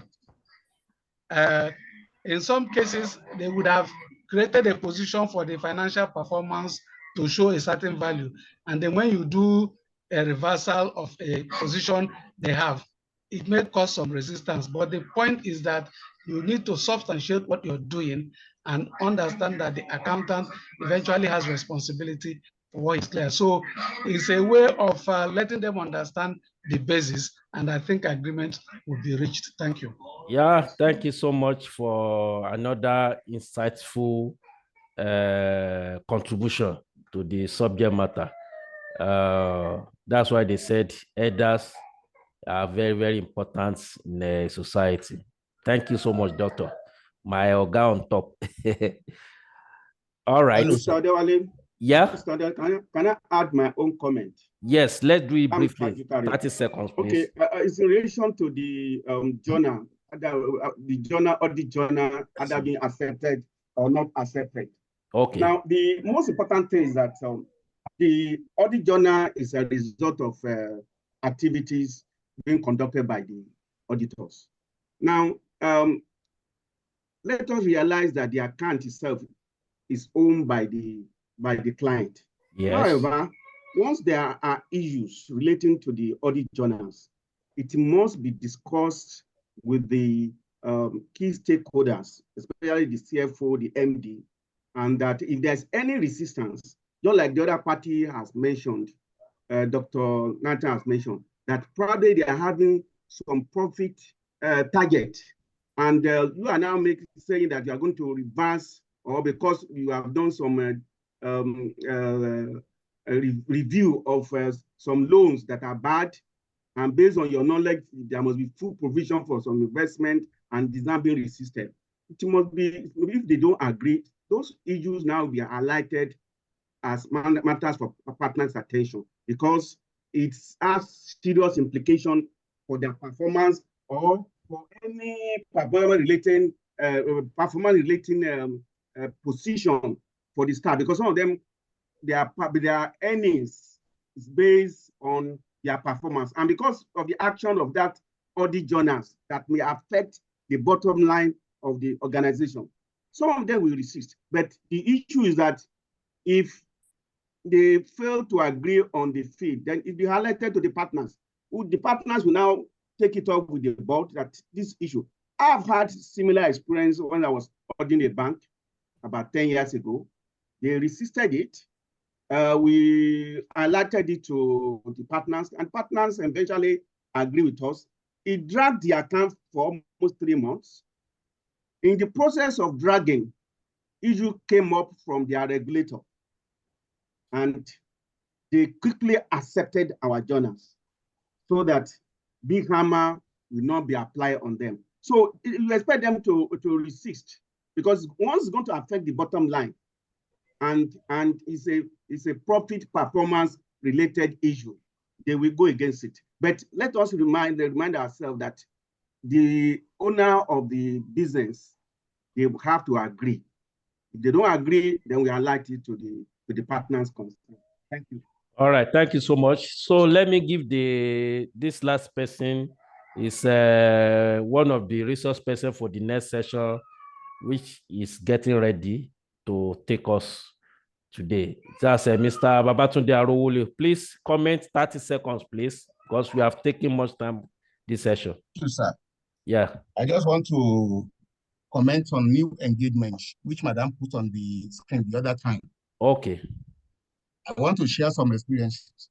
Okay, briefly, please. Some years back, we were prospecting for a job, and the owner of that company already had an auditor. I'll stay on the bed. So in the course of our discussion, we I'll requested go and sleep on the bed with mommy. We requested for the address Well, sleep. auditor, and the man said we should forget about it. That in the previous 3 years, the man had not shown up, the external auditor. That was why he was seeking the new auditor. I would say, but our ethics say we have to contact him more. We cannot just leave him more. The man will not agree with us. So we dragged the matter for about 3 weeks. And within the 3 weeks, the previous auditor or the existing auditor had gone back to that man to beg. So, because he already knew what was going on. So when we went there again, the man said, I told you that you should not contact this man. You should not. It was after we had contacted the man that he now went to beg. So we lost that one. There was another one where we requested for the name and address of the existing auditor too. That one, they actually gave us the name, and we even confirmed this from their previous financial statements. So normally we had to write, and we wrote. But between me and you, the address on the financial statements, we the clients even knew. We got there, we did not see them at the address. They just put it there, we have moved, and know where they had moved to. So that one, we took up the job. Another one, we started discussion with the prospective clients, and it was not possible to assess anything. You know, we in small firms, we have our own challenges. So we were discussing money. So we are asking for S Naira. The man was saying that he will give us Y Naira. But when he got to a stage and he said, but there are people who have approached me that they will even take this amount now. It's like we asking for 100 Naira, and he was talking about 20 Naira. Within me, I said, this one, we could not get this job. So that one, we lost it too. So as it is, I think ICANN is doing the right thing, and that they have been doing for a long time. Currently, there is the issue of our official stamps, which will bear, I think lawyers do that too. Instead of just having official stamps, I think cloned official stamps many years back on financial statements, ICANN stamps cloned at the business center. When I asked him, I said I should just forget about the audited accounts, I should do my own. Because all the phone numbers on the financial statements, we tried them, it never went. And ICANN stamp cloned on the financial statements. So now that ICANN has decided that, okay, we will now have stamps that will be identified by members in practice, I think that's one will save us from quacks. We small firms, we are competing with quacks. Hello, Mr. Abatunde. But Okay, without taking hello, more time. let's, Yes, okay. I can hear you. Okay. I'm just putting yeah. We have forum experience. for discussion in like manner shortly. Thank you so much for your contribution. Okay. I think at this juncture we should end this section, please, because we should move quickly to the next section. I would like to call on a woman here, any of our women here, to please help us to appreciate the paper presenter, Oluwatobi. A lady, please, any of our lady participants. You can meet yourself and help us to appreciate for the paper presented to this morning. I believe we have female participants here. Quickly, anyone that can volunteer? Anyone that can volunteer? I volunteer. Okay. I am saying a very big thank you. Please, your name and where you are connecting from. Okay, I'm connecting from Lagos. And my name is Mrs. Funke Ayoluwa. Okay, ma. I was in far before. All right. You're welcome. From Orebu. Okay, AO Partners. AO Partners. Okay. Thank you. So I'm saying a very big thank you to our facilitator. She has done a great job. It is obvious that she knows her onions and she has helped to emphasize all those very important things. And we pray that it will be well with her in all her endeavors. And the Institute itself will continue to grow larger and bigger. Thank you so much. Thank you, madam. God bless you. We appreciate all you have done today. All right. Thank you. Yeah. Thank you so much. Thank you and thank you. All right. So let's quickly switch to the next presentation. It's 2-in-1, like we have advertised. So I will call on the first person to present it, which is our own Mr. Olugbenga Obatola. Then the second person, the one that just spoke now, Mr. Babatunde Arowolo. So both of them will take it. Meanwhile, Mr. Obatola will take it from first, then immediately Mr. Arowolo. So the peculiarity of this particular paper is that it's going to be an interactive session at the end of their presentation. You know, one person is from the practice, the other person is from the administrative tax administration. They will deal with the two subject matter, withholding tax and value added tax. After this perspective from each of them, now people will now have their questions, which we will give audience to members to ask. And through this question, so that we can have an interactive session around this particular subject matter. It is very useful for a practitioner, useful for business owner. Even some of us that are in practice, we are in business, so to say. Not necessarily the business is tax consultancy. Please excuse me. So without taking much of our time, let me introduce Mr. Gbenga Obatola. Mr. Gbenga Obatola is a familiar face when it comes to taxation and tax practice in Nigeria. He is an author and also trainer. He has authored several books on taxation, and currently he is the assistant director.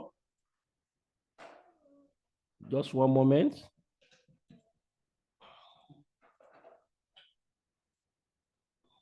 Is the assistant director at Lagos Internal Revenue Service, That's LRR,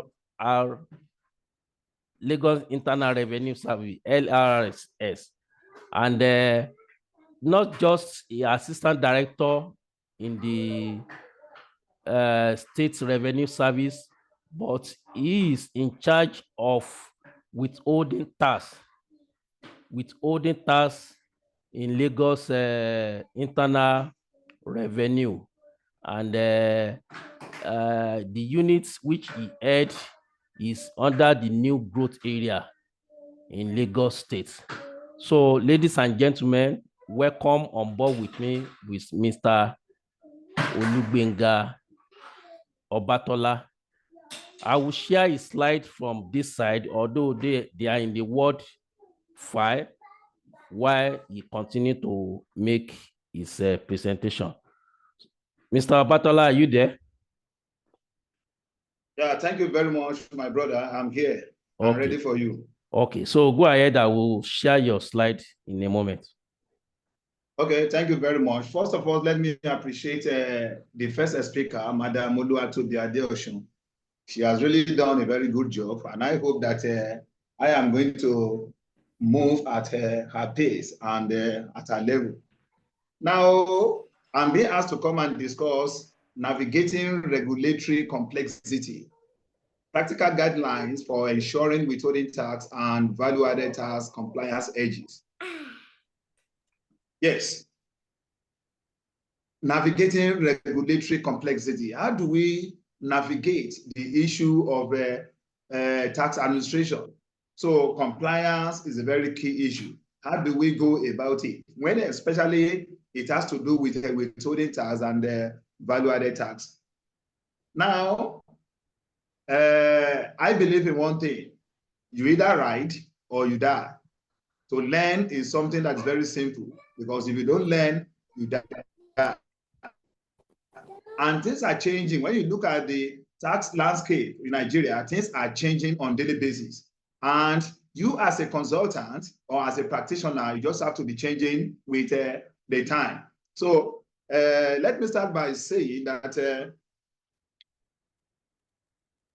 I don't prepare slides. Just let me know when to move so that I can move along with your thoughts, please. Okay, that is good. That is good. So I believe in essay. So that's why I prepared my paper in an essay form. So because oftentimes some people will tell you that, okay, I can't remember what was explained in this area or something like that. But when it is put in essay form, it's a matter of just going back to it, go through it, and if there is any issue, it can easily be resolved. Now, it has come to be noticed by the government that of all the sources of revenue that is available to the government, the best and certainly the cheapest source of revenue is taxation. It is the one that's generated through the process of taxation. Very, very easy. So government has so many sources of revenue. Borrowing is there, printing of money is there, and so many other things. Income from investment is there, but the cheapest as the most dependable is revenue generated through the process of taxation. Taxation is a process of generating income from tax levied on profit, income, gain, property, goods, and services of people that are living in a given geographical area for the purpose of amassing wealth to meet the needs of the people.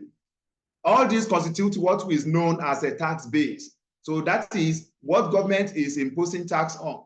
You say government don't impose tax on people. We impose tax on the income of people, profit of people, gain realized by people, and so on.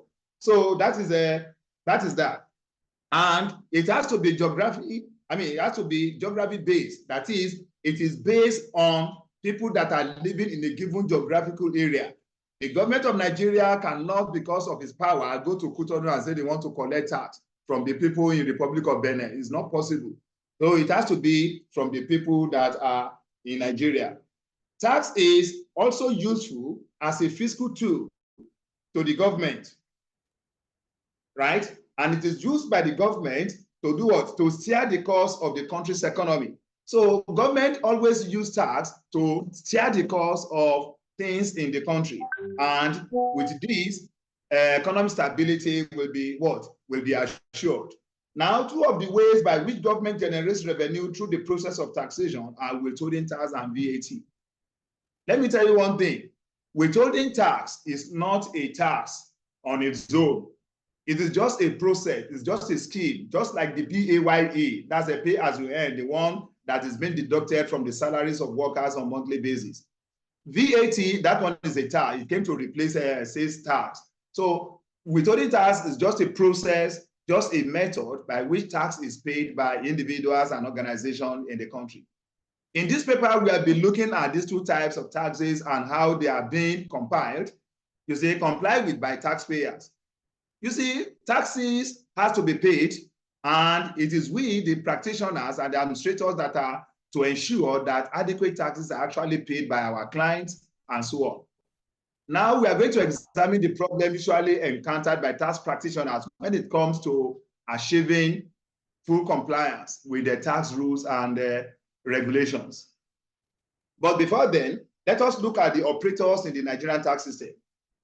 You see, when you look at the fourth chapter of the 2017 National Tax Policy, there are so many operators in the Nigerian tax system, so many operators. We have the National Assembly, we have the companies, we have the individuals, we have employees, we have regulators, FRS, LRS, and so on. But two of these major are the taxpayers and the tax revenue agencies. We are going to focus our attention on these two. According to this policy handbook, the taxpayer is someone or an organization who is liable to pay any form of tax to the government in return for an evidence known as the tax certificate or a tax clearance receipt, while a tax agency is seen as an agency of the government created and recognized as one with the responsibility to generate for the government that created it tax revenue from the taxpayers that falls within its jurisdiction or geographical location. You see, you can see that when we talk of a taxpayer, it is different from the tax agency. A taxpayer is someone who has the responsibility to pay tax to the government. He has the responsibility to pay tax to the government, and tax payable to the government must be one that is adequate, must be one that is timely, and must be one that is paid honestly. So that is a taxpayer. A taxpayer can either be an individual, group of individuals, or it can be an organization. That's a corporate entity. Now, on the other hand, the tax agency is that body created by the government to oversee the collection of taxes and levies on behalf of that government that created it. You see, the government that created it. So, which means the government of Nigeria that created FRS will just be responsible to the government of Nigeria and not to the government of the Republic of Benin that knows nothing about FRS. That is what we are saying here. Now let's look at the taxes and levies that are collectible in Nigeria. Basically, in Nigeria, we have three types of governments. We have the federal government, we have the state government, and we have the local government. And to avoid the problem of overtaxation or multiple taxation, you see, in 1998, we have this act. That's the Taxes and Levies Approved List for Collection Act of 1998. It was enacted in that year. And in that act, you see, the taxes that are collectible by each tier of government were clearly stated or clearly spelled out. Specifically, the federal government can collect taxes and levies from operators in 8 areas. But as of 2007, when NITDA was included, it now became 9. So which means the federal government can collect taxes and levies in 9 areas, while the state government can collect taxes and levies in 11 areas. And the local governments were given 20 areas, making a total of 40. So which means in Nigeria, we have 40 areas where all these 3 governments can collect taxes and levies. So now, while the federal government collects withholding tax from corporate entities, each of the states' IRS and the federal government collects from individuals residing in their state, except withholding tax on bank interest. So we are going to look at that. When you see all these withholding taxes, they go to the states where the individuals are resident. But withholding tax on interest is different. The withholding tax on bank interest goes to the state where the bank is located, not where the owner of that account is located. Let me give an example. I am Olubenga Batola. I have an account in Ibadan. I have an account with a GTB in Ibadan. And in that, on that account, assuming that I earn interest of about 100,000, the withholding tax on that 100,000 will go to the Ibadan, that's Oyo State Internal Revenue Service, and not to Lagos, because that is where the bank is located. That's what we are saying here. It's only the withholding tax on bank interest that has this feature. Now let's look at the VAT. Now VAT is a federal government revenue item, and VAT came into existence in 1993, but the operation of VAT became operational in 1994 January. The act was that of 1993, but its operation became effective in 1994. Now the tax was originally at the rate of 5%, but it has now been increased to 7.5%, courtesy of the Finance Act of 2019. Now let's look at the issue of compliance, the issue of compliance in tax administration in Nigeria. You see, when we talk of tax compliance, the essence of compliance is to ensure that people that are supposed to pay tax or taxes, they pay their taxes regularly, they pay their taxes as and when due, and they pay their taxes in such a way that what they are paying are actually what they ought to pay. So now there's a problem in Nigeria when it comes to the issue of compliance. The essence of imposing tax is to generate revenue, and we use to it is either to generate revenue or to discourage an economic activity. Taxation becomes useless where it fails to achieve this goal. And to achieve this goal, compliance is very important. If you want to generate much revenue, then there must be compliance. Compliance is very paramount. Tax compliance is seen as adherence to what? To all the rules and regulations that are very important. Now, there are, however, some factors or challenges that do impede on total compliance. So why are people not complying? Why are they not complying? Why are they not paying the required amount of tax that are expected of them? Number one, it may be as a result of inadequate taxpayer education and awareness and misunderstanding of tax laws and their obligations. That's it. That is one key factor that is impeding on full compliance. When people don't have adequate knowledge, adequate education and awareness of the type of taxes that are to be paid by them and the time they are to pay and things like that. Some of them do not even know that it is their obligation to pay tax. Then number two, inefficiency in tax administration, and especially weak and prolonged legal proceedings against tax defaulters. Some people are not paying taxes simply because they believe that yes, nothing is going to happen. So take me to court. The case will be in court for 5 years, 6 years, 7 years. As a result of it, people are not ready to go to court. So tax administration is a little bit inefficient. And because of this, now people are not ready to comply. We also have the problem of economic instability in the country, which impedes the willingness of taxpayers to comply. Some people are even struggling to eat now. They are struggling to feed themselves. So is it someone that is struggling to feed himself that you now ask to come and pay tax? So that's the problem. So the economic instability in the country is seriously working against tax compliance. Then we have lack of or inadequate stringent enforcement penalties for non-compliance. People don't pay tax and so nothing happens. They will tell you that yes, if I don't pay tax, what is it that will happen? Nothing will happen. So because of this, tax compliance is also suffering. Then we also have lack of a tax morale on the part of the tax-paying public due to incidents of corruption and mismanagement. Some people will tell you that, look, why do you want me to pay tax? The little that was paid or the little that we paid, how is the government using it?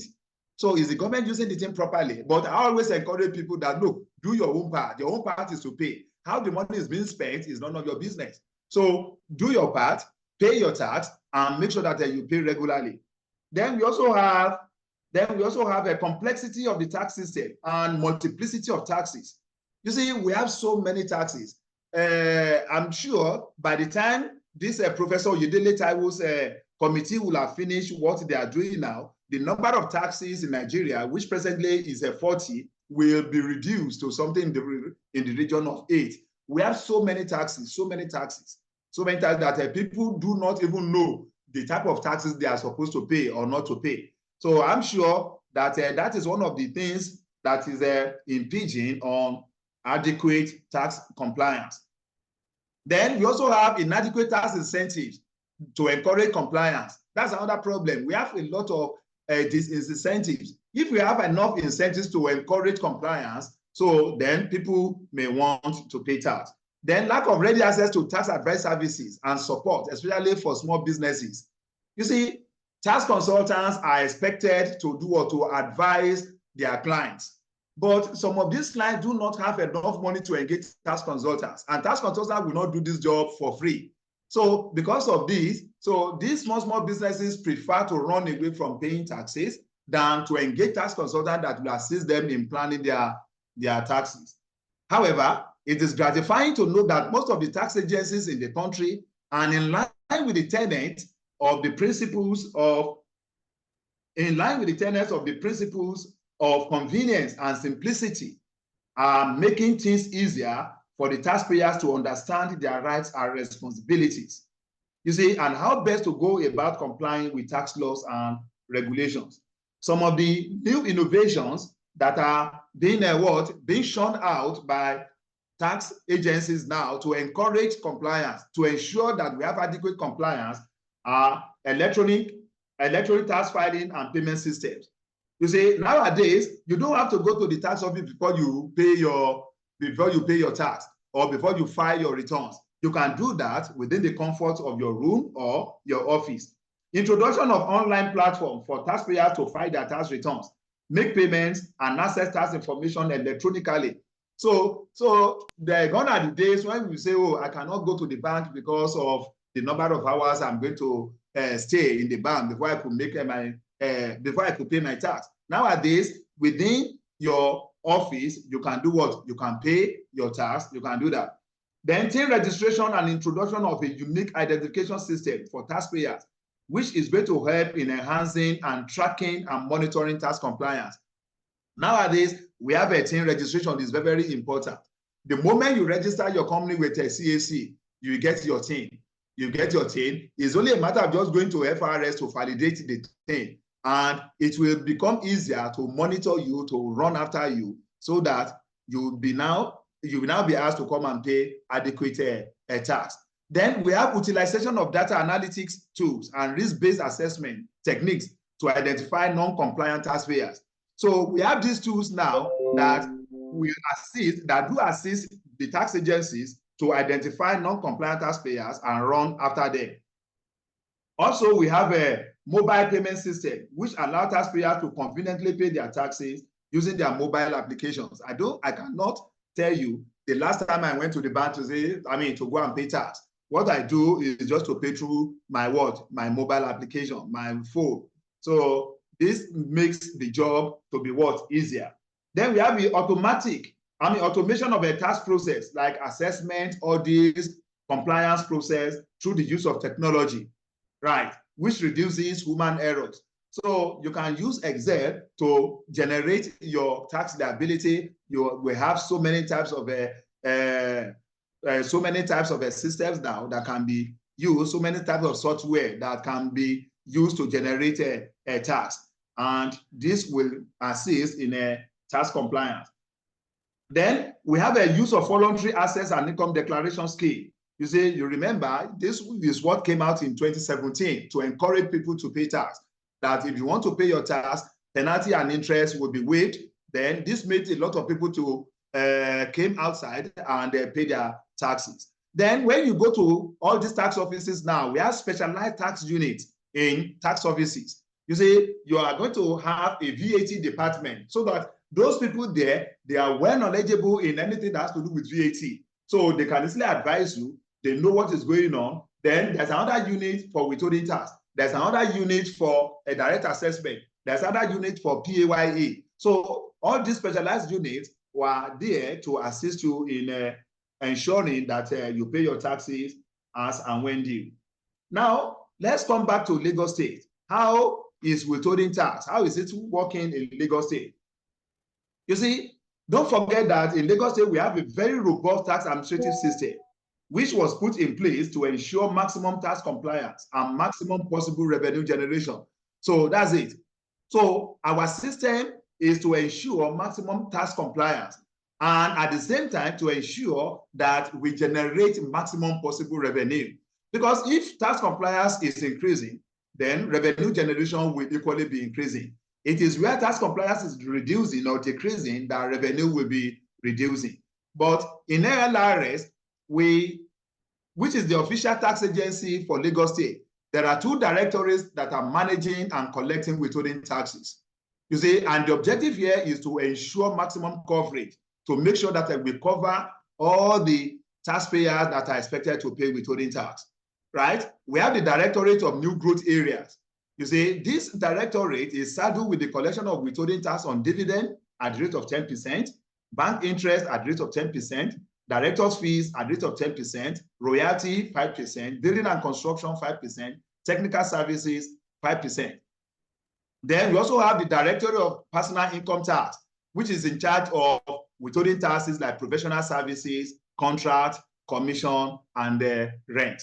These are the four withholding taxes being managed by Directorate of Personal Income Tax, whereas New Growth Areas, where I happen to be the head of that unit, withholding tax unit, we collect in the remaining 6 areas.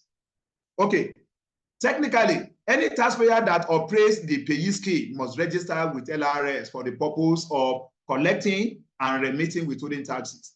So, which means these companies have 2 duties here. The first one is to collect, while the second one is to remit. Right. Any company that is operating payee, that is one of the conditions. So for the operations of withholding tax, so your company must be someone that is operating the payee scheme. Once you are operating the payee scheme, then the next thing is you must register for the collection and remission of withholding tax. So all organizations that register with LRS for the payee scheme must also register with us for the remittance of withholding tax.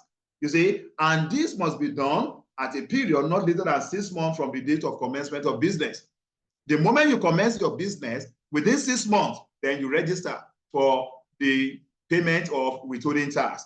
So it's not that you start paying from that 6th month. All the withholding taxes from the first month must be what? Must be remitted. It's only that you are given just 6 months to register. Anything after 6 months, that's a that's a late registration, and you may be penalized for that. You see, remittance of withholding tax is aided by the use of LRS e-tax portal, which is very robust and aimed at assisting taxpayers fulfill their tax obligations. We have a portal, we call it e-tax portal. So if you want to remit your withholding tax, just click into this e-tax portal. It will assist you on how to generate the amount to be paid and the bill. You see, once the amount to be remitted is determined by the taxpayer based on the percentage of the withholding tax item, the bill for this will be generated by this same taxpayer and taken to the designated bank in the state for payment.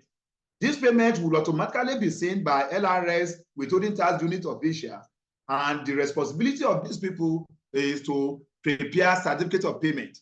You see, certificate of payment for the use of that individual beneficiary based on the schedule submitted by the company.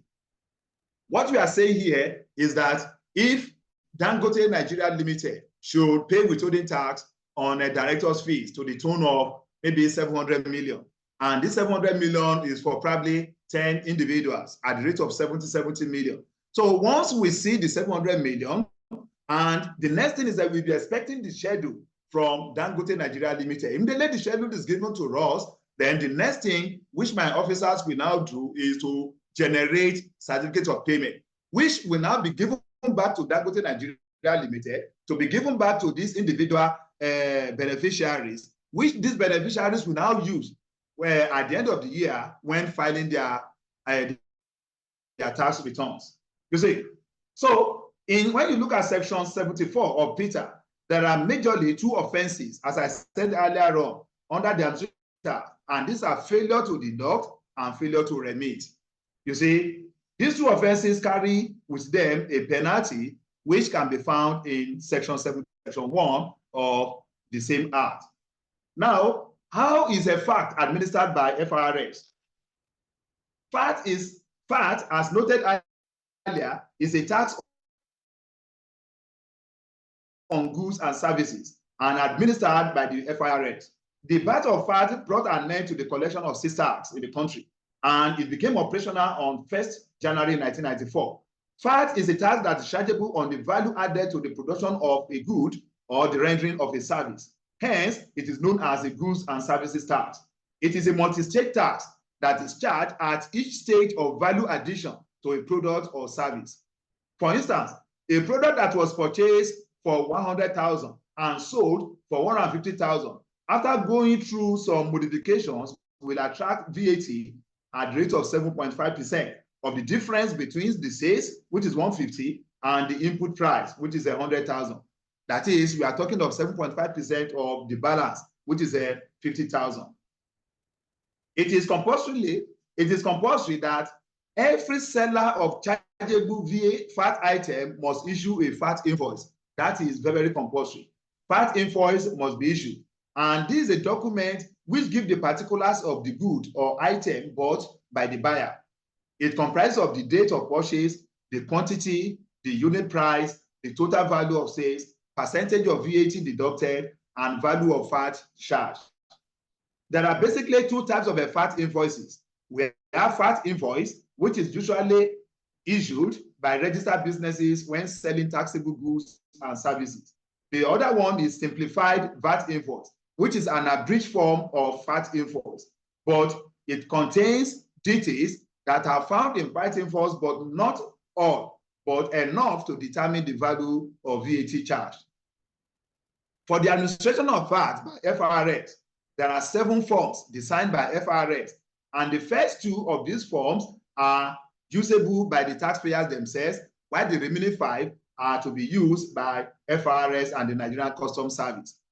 The first VAT form, that's VAT form 001, is for registration for VAT, so which must be done by any business organization, club, society, foundation, or any organization mentioned in the Value Added Tax Act to deduct and remit VAT to FRS. Registration for VAT must be at a period not later than June 1994. You know, I told you that this thing started in January. For those companies that have been existing prior to 1994, they all must register for VAT not later than June 30th, 1994. And for those companies that now came into operations after the commencement of VAT, then those ones are also given 6 months from their date of commencement of a business. Then, with the aid of VAT Form 002, return must be done on a monthly basis at a period no later than 10th of the following month. Before, it was on the 21st, but now it is usually on the 10th of the succeeding month. And failure to deduct will attract some penalties. Now, let's look at the penalties for non-compliance. Penalties for non-compliance with withholding tax and VAT. You see, the withholding tax regulations are expected to be complied with by both individuals, group of individuals, and corporate entities affected by these regulations. Basically, there are 2 major infractions when it comes to withholding tax, right? And this is failure to register and failure to remit, right? As stated in section 74, subsection 1 of PITA, failure to deduct withholding tax attracts a penalty of 10% of what was not deducted in addition to the principal amount, right? So if what you are supposed to deduct is 1 million and you fail to deduct 1 million, we are still going to collect the 1 million from you. And apart from that, we collect 10% of that 1 million, making 1,100,000. That's what you are going to pay now. However, failure to remit what was deducted will lead to a penalty. You see, penalty or payment of penalty as stated above, plus interest rate at the rate of 5% above the ruling MPR. That is, you have deducted, but instead of remitting, you fail to remit. So which means you are using government money to take care of yourself or take care of your business. No problem. You know that you are using the money for business. At the end of the day, you need to share that interest which you may have earned on that money with us by giving us 5% above what is ruling by the ruling MPR. That's a monetary policy rate. The CBN is the one that used to decide that. So we are just going to add 5% to whatever rate that is being decided by CBN. So that is what we are going to slam on you, and we expect you to pay that. It should be noted, however, that remittance of withholding tax is due or payable at a period not later than 21 days from the date of the payment is due or recognized, you see, for corporate organizations, and 30 days for individuals. You see, it is not actually when you pay cash that we are talking of a due date for withholding tax. What we are saying here is either you pay cash or you recognize the debt in your book. Like if I should write it in my book that, okay, I am owing John J. Nigeria Limited 100,000 naira. That's as a payment for a contract. You see, the moment I'm recognizing it in my books, then not later than 21 days. You see, from that day I'm recognizing it, withholding tax must be deducted and remitted. Then in the case of a state, is 30 days. So, but where this is not done, then there's going to be a problem. Where the payer is a government agency or ministry or tax agency of the federal government, you see, then, or that of the state, the accountant general can be advised to deduct that withholding tax from the allocation due to that ministry or agency. You see, you know, in some states or at some level, they will say this is a party to party, government to government. What is due to LRS or FRS will not be remitted. After all, is a government to government. Now, the moment the chairman of FRS is aware that Federal Ministry of Labor is owing this amount or ought to have remitted this amount, that FRS chairman has the right to approach the accountant general with a proof and fact that this ministry is owing so amount.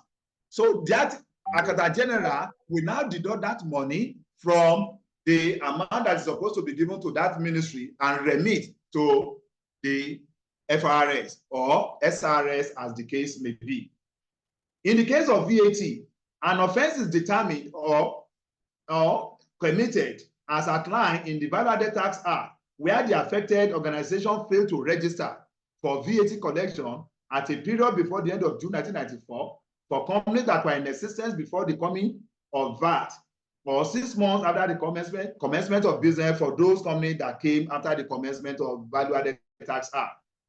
Other areas of non-compliance with VAT and which attract penalties are, we have non-issuance of VAT invoice, then failure to charge VAT, failure to remit VAT, now a submission of false return, obstruction of tax officials, and failure to keep VAT record. You see, nowadays the way it is done by FRS now, where you fail to remit,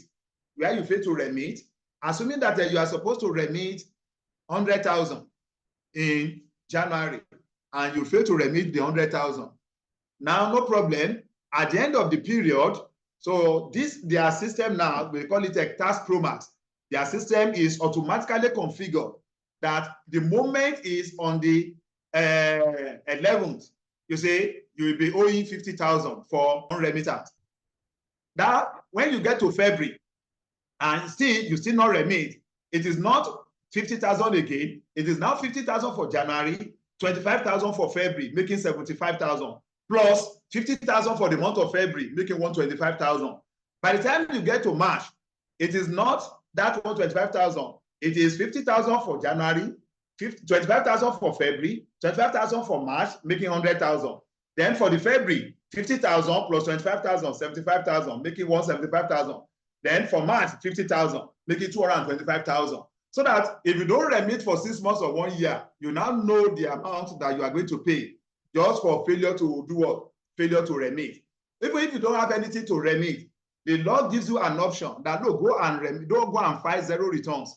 Go and file zero returns just to make sure that you are actually remitting or you are actually in line with the issue of compliance.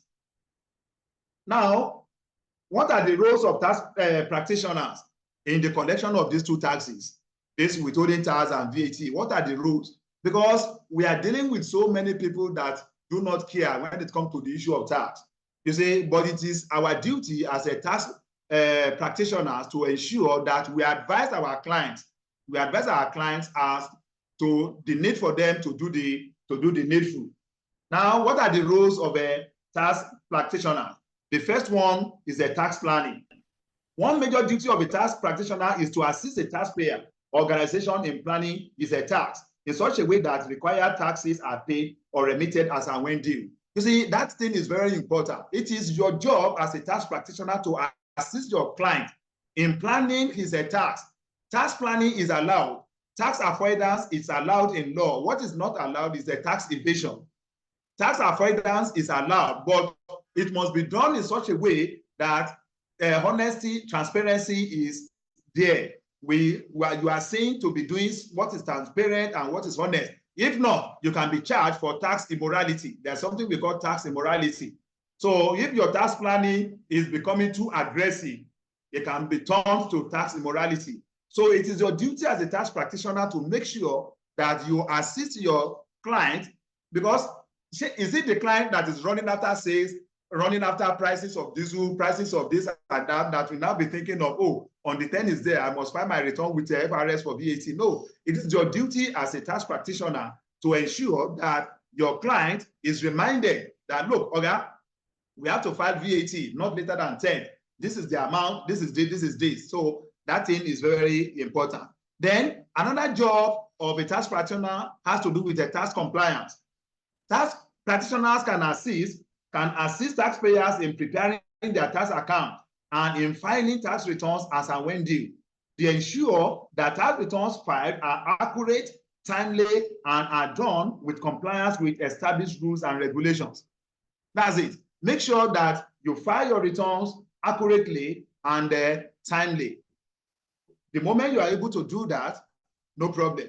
There's something we call critical dates in taxation. All tax practitioners need to know of these critical dates in taxation. Like the year is a 10th of the following month. That's the critical date. Then like a company income tax. Company income tax is 6 months after the end of the accounting date of the company. Like a VAT now, VAT is what? VAT is 10th of the following month. Withholding tax, in the case of federal, 21 days. In the case of what? In the case of state, 30 days. Not 30 days, at the end of the month, but 30 days recognition or payment of. So all these critical days need to be known by tax practitioners, and they need to start advising their clients as to what to do. Then the next one, the next duty of a tax practitioner is representation. Tax practitioners represent taxpayers when issues of tax audit, tax queries, and tax investigation comes up. You see, when the letter is written to a taxpayer, or maybe to a tax practitioner on behalf of a taxpayer, it is the job of that tax practitioner to go to the tax office and represent the what? And represent the taxpayer. And while doing that, in conformity with what Mrs. Adeosun said this morning, so honesty must be there, integrity must be there, confidentiality must be taken care of. So when you are representing your organization, you don't go to the tax office and agree to 1 million and come back to your tax to your client and say that, oh, in that office they said they want to take 1.2 million. So that is the issue of honesty, and transparency is no more there. So it is your job as a tax practitioner to make sure that you represent your client at the tax office in cases that has to do with the tax audit, tax investigation, and tax queries. Then education and enlightenment. It is not only the duty of the tax agency to educate the tax public, right? It is not only the duty of the government. It's also the duty of the tax practitioners, you say, to ensure that they educate their clients. New laws are coming up. New laws are coming up. Now we have so many finance acts. We have Finance Act 2019, 2020, 2021. We don't have Finance Act in 2022. So what we have in 2020 is finance bill. So then we have another one in 2023, which was signed on 28th of May 2023. So all these acts, you see, a good practitioner is expected to know the contents and how all this will affect his client, so that he will now know how to educate and enlighten his client as to what to do to take advantage of the incentives offered by these laws, regulation, and acts. Then advocacy is also there. Tax practitioners, by virtue of their positions as the link between the government and the taxpayer, they do sometimes advocate for changes in tax law. You see, all these finance acts that we are having was as a result of series of complaints from Peter 2011, CETA 2007, then Petroleum Profit Tax Act. So all the changes, all the problems that we have with all this, as experienced by tax practitioners, which has been causing problems between the tax practitioners and the tax administrators, all led to this issue of finance acts that we are now having now. So it is also the duty of the tax practitioners to advocate on behalf of their clients. So they need to represent their clients. So they need to put forward opinions which the government will look at and now use this to change the tax laws. Then another job of a tax practitioner is a promotion of professionalism and ethical behavior in tax administration. You see, the role of a tax accountant is to make sure that, yes, he adhere to the principles of professionalism. You have to be professional. That is, you have to be very competent. You have to be, your integrity must be top-notch. And again, you must be someone that used to read. You see, you either read, or you die. So that is, you either write or you die. So a practitioner must be someone that have what it takes to be a practitioner. Then,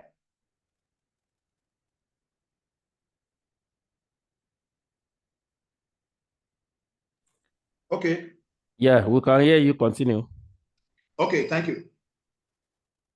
Tax practitioners are expected to be professional in their dealings and ensure the principles of ethical behavior in their actions towards their clients and when dealing with the government on behalf of their clients. The following are some of the professional and ethical issues in the conduct of the affairs of tax practitioners in Nigeria. Number one, compliance with tax regulations. Tax practitioners are to adhere strictly to tax regulations and ensure that their clients fulfill their tax obligations accurately and ethically. Then, education and training. Tax practitioners are expected to always receive continuous education and training, which makes them to be abreast of current tax laws and regulations. So on this note, I will say thank you to all the participants at this. So a tax practitioner should always be what? Should always be up and doing, should be always be ready to up his game by receiving education and training. What you know, I do not know. What I know, you may not know. And by rubbing minds together, we learn from each other. Right. Integrity and accountability is also very key. Right. Professionalism, when exhibited by practitioners, assists them to maintain high standards of integrity and professionalism, which are the basic ingredients for maintaining a good relationship with taxpayers or their clients. You see, in tax offices, especially in Lagos State, there are some accounting firms. There are some accounting firms, the moment they prepare accounts and submit to you, you don't doubt it. Whereas, because you are aware or you know that the account prepared by these people, there can never be a mistake or there can never be issue of a professionalism. Also, there are some companies, the moment they get to the tax office and say, okay, we are representing so-so company, then you don't doubt whatever they say, because these are companies that, apart from filing returns with you in Nigeria, they're also filing that same return with their country, you say, with the tax office in their country. So because of this, they are always there to adhere strictly to the issue of professionalism and accountability. Now, client advice. Tax professionals are expected to provide their clients with transparent and honest advice and guide them right on tax matters so as to ensure ease of compliance with tax rules and regulations. Then quality assurance is another thing. This has to do with the returns filed with the tax agencies on behalf of their clients. You see, the returns and tax returns and answers to tax queries and notice must be honest, accurate, with less risk of errors and unethical practices. Then, how do we now minimize the risk of VAT and withholding audits and debt reviews? How do we minimize this? Tax agencies do carry out in business organization what is known as tax audits or an audited financial statements debt review. This is a way by which the tax agency chooses to keenly look at or analyze the figures and information in the accounts submitted to the agency by the company. And the reason is to see if there are mistakes made in the accounts that may have led to the payments made by the company not to be inadequate. To minimize the occurrence of this exercise, tax practitioners have major roles to play, at least to ensure the rate of frequency at which the audits or debt review exercise occurs is limited. To reduce this frequency, tax practitioners must ensure that tax returns to the tax offices are adequate, they are of good quality, they are timely, they are prepared with high degree of honesty, and are prepared in accordance with the known tax rules and regulations. With all the above put in place, frictions between tax officers and tax practitioners on behalf of their clients will be minimized, and the good cost involved on the part of the two sides will be saved. Ladies and gentlemen, let me summarize and conclude my paper by saying that we have seen what tax is and relationship between it and the process of taxation. Also discussed extensively compliance issues in relation to withholding tax and VAT and the roles of tax practitioners in ensuring that taxpayers comply and in adequate form to the rules and regulations governing these two forms of the taxes.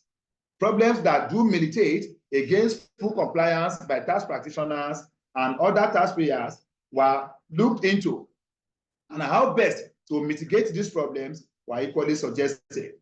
It is hoped that with time and advancement in technology, which are now being embraced by each of the revenue agencies in the country, tax compliance will be greatly improved upon, and tax revenue will be a major contributor to the nation's GDP. Ladies and gentlemen, I thank you for listening. So much for well-detailed presentation, which nobody can just take away. If you have this script, you already have the manual in brief and in summary. Thank you so much. Before we entertain questions, like I said earlier on, we are going to have two in one section. This is the perspective of an administrator, although Mr. Batola took us to general overview, the expectation from the administrator, the expectation from the consultant. Now, as we want to call on Mr. Babatunde Arowolo, we want to understand him from the perspective of practitioner, or the one that is in favor or trying to advocate for business owners.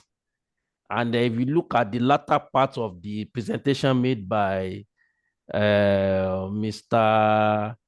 Obatola, he made reference to what we make the two perspectives, the administrator and the practitioner, to work together in synergy to ensure both parties and the stakeholder in question, have fair dealings. So it is on this note, let me quickly go through the excuse me, go through the hello. Can we present from here? Yes, I think you have shared your screen, right? That's what we are trying to do now. It's already shared. I can see your screen. Yes. Yeah, it's already shared. Just 1 minute. Just 1 minute. We can see your screen. Yeah. So let's welcome Mr. Babatunde Arowolo, who has been in practice for more than 20 years, and he has vast experience dealing with the issue of tax audits, tax advice, consultation from public, private, as different sector of the economy, to please do his presentation, particularly with emphasis on the area that relates to practitioner perspective of the subject matter. Thereafter, we now combine our question and the comment together and address other issues that we may have concerning this major task element. Over to you, Mr. Babatunde. Thank you, sir. I want to say that Mr. Obatola has done justice to his paper, and as you rightly observed, he delved so much into my own presentation, and that will make my presentation faster than what I thought. Also, I thank Madam who presented before him. They had also tried and done justice to what he gave us this morning. Yes, we are talking of operation of VAT and withholding tax regarding compliance from the perspective of the practitioner. When I was preparing this paper, I knew there was a very thin line between the approach by practitioners and administrators on the other side. But one thing is obvious. There is a particular point of convergence, and that is the law. When all chips are down, if the administrator queries you, the next thing is for you to present your answers to queries following the law and the regulations, either from the state or from the FRS, because both Peter and CITA and all other tax laws empower them to ask questions and to ask for anything that will make their work easy, to ensure that the taxpayer pays what they have to pay. All that being said, I started here by introducing us to what brought about VAT and withholding tax, but yes, there's so much about that. About registration procedure, because you have to register and obtain your thing. I would say registration with the FRS has been simplified. It has been simplified because the process of registering with CAC for a new company or firm or enterprise now is now done along with registration with the FRS, as Mr. Batola has said too. The CAC even goes further. Apart from giving you a thing on incorporation or registration, the CAC goes further to allocate, considering the proximity of your registered office as put in the memo and articles you submitted to them for registration. They will consider the proximity of your registered office with the nearest FRS office there, and they will allocate an office to you. It's now left to you whether you will use that office or you will move to another tax office. In case you want to use that office, as Mr. Batola said, you now have to request through application for them to give you your TIN officially. And let me say this, it was in the past that you had to register with VAT 001 for VAT alone. Now, your thing covers all transactions with the FRS. No special VAT registration number again. So once a new company registers with the CAC, automatically is allocated a thing, automatically it is allocated a tax office from which you can operate if you like. If you don't operate, then you ask for a transfer of your file. You don't even have a file yet. A transfer of your thing from that particular office allocated by the CAC to maybe the nearest to your business office. And let me say this again. Mr. Batola was telling us about you registering within 6 months. It may not be 6 months now. You can incorporate a company in January.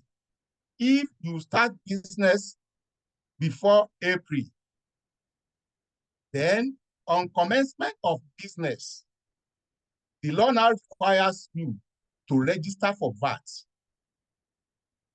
Don't forget that you have been allocated TIN. If you have not got a file with the FRS before, that's the time you will have initiate the process so that they will have them on your record. Otherwise, if you fail to register upon commencement of business, the penalty Mr. Batola spoke about, before you know it, even if you are filing May returns, if you do not start immediately upon commencement of business, within 1 year, it would have risen to 1,925,000 by new computation. And maybe you are a small firm that only requires filing returns, new returns, or maybe you are still not, the business is not yet booming. So registration is so paramount now. So if one fails to register upon commencement of business, the penalty is an amount of 50,000 in the first month and 25,000 for each subsequent month. But between me and you, as much as the two items look, 50,000 to 25,000. By December, from January to December, if you fail to make returns, to file returns, it has grown to 1,925,000. Then for VAT too, all MDAs are required as collecting agents to register. Non-residents too, non-resident companies are also required to register. And once they register, they will obtain their TIN and they will file returns with the FRS. Then taxpayers have to keep adequate records of VAT, because when the taxman calls and they ask for your records, maybe on monitoring or on tax audit, you should not find yourself wanting. So you must have adequate records. And what I advise, because from experience of tax monitoring and tax auditing, one discovers that the taxman is interested in invoice listing.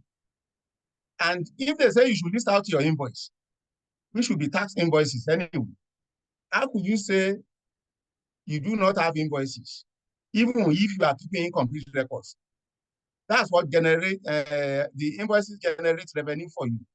And that's the basis for computation of VAT. So I advise tax practitioners to ensure that their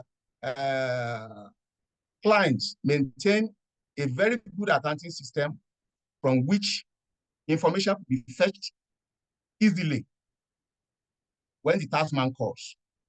So records and accounts. You have your purchases orders, you have vendors invoices, you have internally generated sales invoices. All these documents are paramount. And you have your payment vouchers and so on. Then for VAT, we are talking of tax invoice. Tax invoice, as the law requires, is what shows the thing of the taxpayer, the name and address, and the thing, the date of supply, name of purchaser or client, and the tax charge and the rate applied. Our rate now is 7.5%. Then for VAT, we talk about input and output. From a practitioner point of view, there have been issues regarding input VAT, because for some industry, hardly they say they have so much input VAT, which they could use as a set-off against their output VAT on invoices. But whatever the case, input VAT has to relate to your article of trade. And it is so difficult, maybe in hospitality industry or maybe in service industry, to have so much output input VAT. But even if one thinks about it, the output VAT we have always cried about, they are not borne by the taxpayer. They are borne by the customers, by the buyers. Nigeria should not have reason, input VAT or no input VAT, to make remittances of output VAT. Your invoice value is 100 naira. The VAT thereon is 7.5. Your 100 naira contain includes your profit. It already includes your profit. 7 naira 50 kobo is for government. So what are we saying? A good accounting system will not credit your revenue or turnover with 107.5. It will credit your revenue with 100 naira. The 7 naira 50 kobo automatically goes to the VAT account, which is a liability account held on behalf of the FRS. So, bank liquidity, illiquidity. There is no reason why we should fail to make returns of VAT as required by the law. At VAT, as high as it may be in any company, yes, I say any company, they are not expected to be borne by the company. It is to be borne by the consumer or your buyer. You are just holding it on behalf of the FRS. And that's why VAT was introduced in the first place. If you don't even earn income, you consume. So much.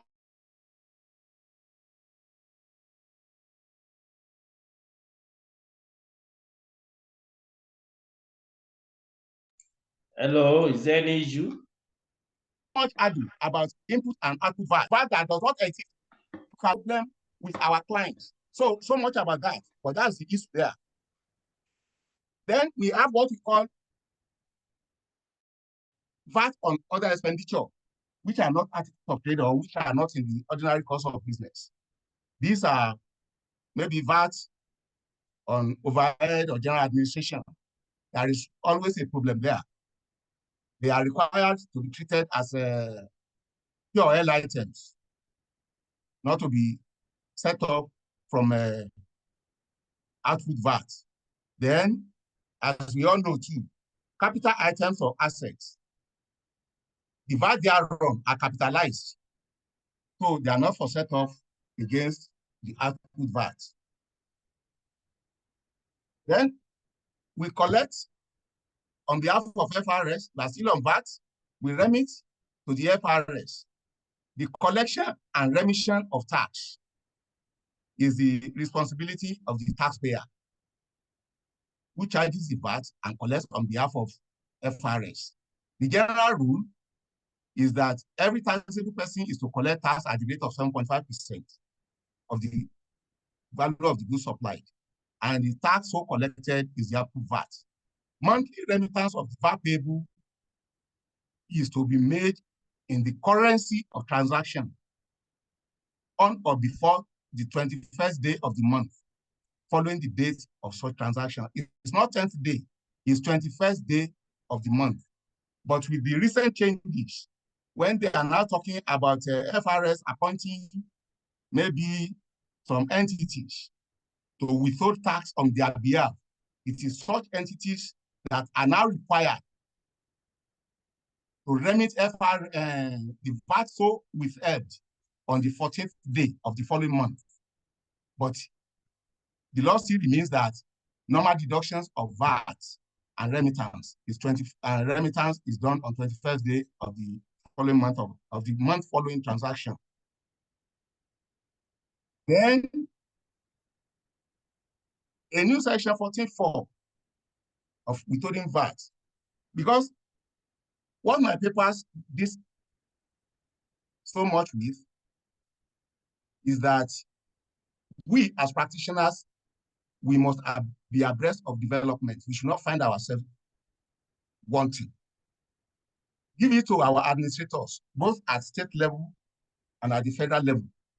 And I always make my clients to realize that these people, they eat tax, they drink tax, they sleep tax.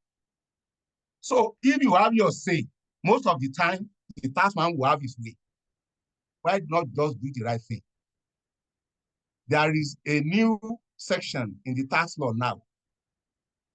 They say it's now section 14.4, where a person to whom tax supplies are made in Nigeria is issued an invoice on which no tax is charged. Hope you are all listening.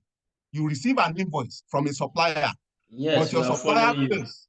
Yes, the supplier fails to add VAT. Instead of giving you, maybe you bought a laptop for 100,000 naira, and they should add maybe 7,500. The vendor failed to add. The law now requires you to add it yourself. Yes. After all, you are the consumer. You are the buyer. You are the customer. You bear the VAT. The law was not there before. The law now requires us to do self-charge or self-account for such VAT not included in the VAT. So where are we hiding now? So when the taxman comes and asks for your financial statement and they look at everything, fine. And I look at your maybe your head items and all other items. And they pick maybe printer and stationery. Maybe you spend so much, 1 million printer and stationery. And they maybe in their final computation, they included printer and stationery 75,000. And you raise our brows that it was from an itinerary or an informal sector or market over or open market. You start story. The law doesn't distinguish, even where the law says, even where supplier is exempted, they have not captured you that you have to pay so much about self-charge and self-account. Practitioners should know that. The self-account provision imposes a duty to withhold and remit VAT on a taxable person to whom a supply is made in Nigeria, where one, the supplier is a person exempt from charging VAT under the Act. You can hear that. Or the supplier fails to charge VAT, as in my scenario. Or the supplier is a foreign company that makes taxable supply of goods or services without a fixed base or permanent establishment in Nigeria. In such case, the law goes further that for you not to pay additional VAT on your import, you should show evidence that the foreign company that sends that product to you or goods has evidence or proof of having registered and obtained a thing from our own FRS in Nigeria Otherwise, if you cannot show proof that the bank, the company has registered as a taxpayer in Nigeria, or the fact that it has even added VAT to the value of your goods, then you pay additional VAT. So much about self-charge and self-account there. Then the first schedule to VAT Act gives full list of goods and services exempted.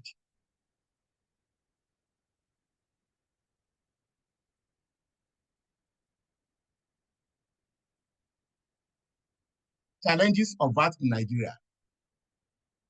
Mr. Batola has dealt with this topic very well too. But I want to say that so much challenges, but with time, government and the tax authorities have been addressing the issues of main challenges that used to be there. We have lack of accurate data of taxpayers. That one is being addressed gradually now. And I would say from the root, yes, from the root. From the root in the sense that you put in application for incorporation of a company with CAC. And when your certificate of incorporation comes out, or the business registration name, it comes out with the team. So where do you hide it again? Does the FRS have to be pursuing you? And maybe the director is resident in Lagos. He himself has a PID from Lagos State. So where do you hide? So what used to be a major challenge before is now being addressed gradually. And as our tax system continues to evolve, we'll get over some small other challenges. One thing that can happen now, and you should be able to bear the penalty, is for you to make deductions and not remit, or for you not to file returns. When the tax man comes calling, you find yourself to blame.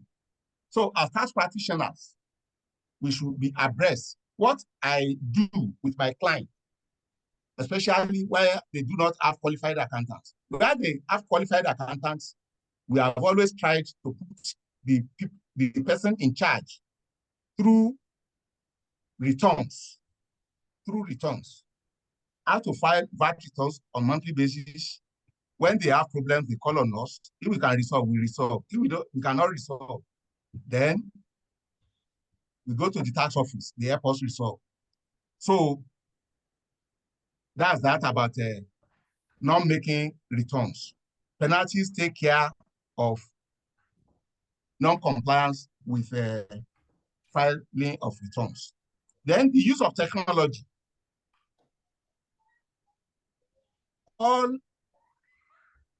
Apart from small businesses, nowadays, I can say many companies or even non-corporate entities have bought into technology, especially the use of computers for their system. Now it is possible to download on the tax formats of FRS. You can download your sales, you can download your purchases that qualify for input tax. So if you have a software, maybe a sales software of books that is used as part of your in maintaining your accounting system, you are good to go in your monthly returns without fail. So the issue of maybe delay in making returns can just be traced to the negligence of the people in charge. And what I'm saying is, where there are qualified accountants, our efforts as practitioners will be to put them through so that they will not be calling us every month to come and make returns for them. If they do, it will not be for free, but it is in their interest that they engage someone who can do it. Yes, I say the point of convergence between the practitioner and the administrator is tax and is law. In the recent times, specifically from 2019 our tax laws have changed so much through Finance Acts 2019, 2020, 2021. Then the one for 2022 is called the bill. Then 2023, I think the 2022 has to do with maybe chargeable tax or whatever. But what I'm saying is I've taken my time to go through the Finance Acts and highlighted some issues that are paramount, even for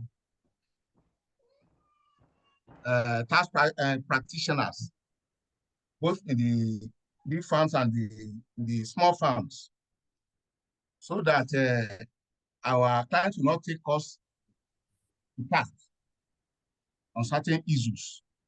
One thing is sure, we do not have vicarious liability on behalf of our clients, but we can lose our jobs anyway if it comes to that. So we have to be very careful. In Finance Act 2019, the new tax rate is now 7.5 instead of 5%. Then it's the same Finance Act that brought the issue of cash-based VAT returns. And even as a practitioner, I'm still thinking of how feasible this aspect will be. If we are talking of cash-based VAT returns as against what is going to be, because the VAT remittance is now to be cash-based as against invoice-based. This means credit sales and credit purchases shall be excluded in monthly VAT returns. Maybe in the course of our further discussion, we will raise this issue. A state accounting system is in place. Yeah, Mr. Babatunde. Yes, sir.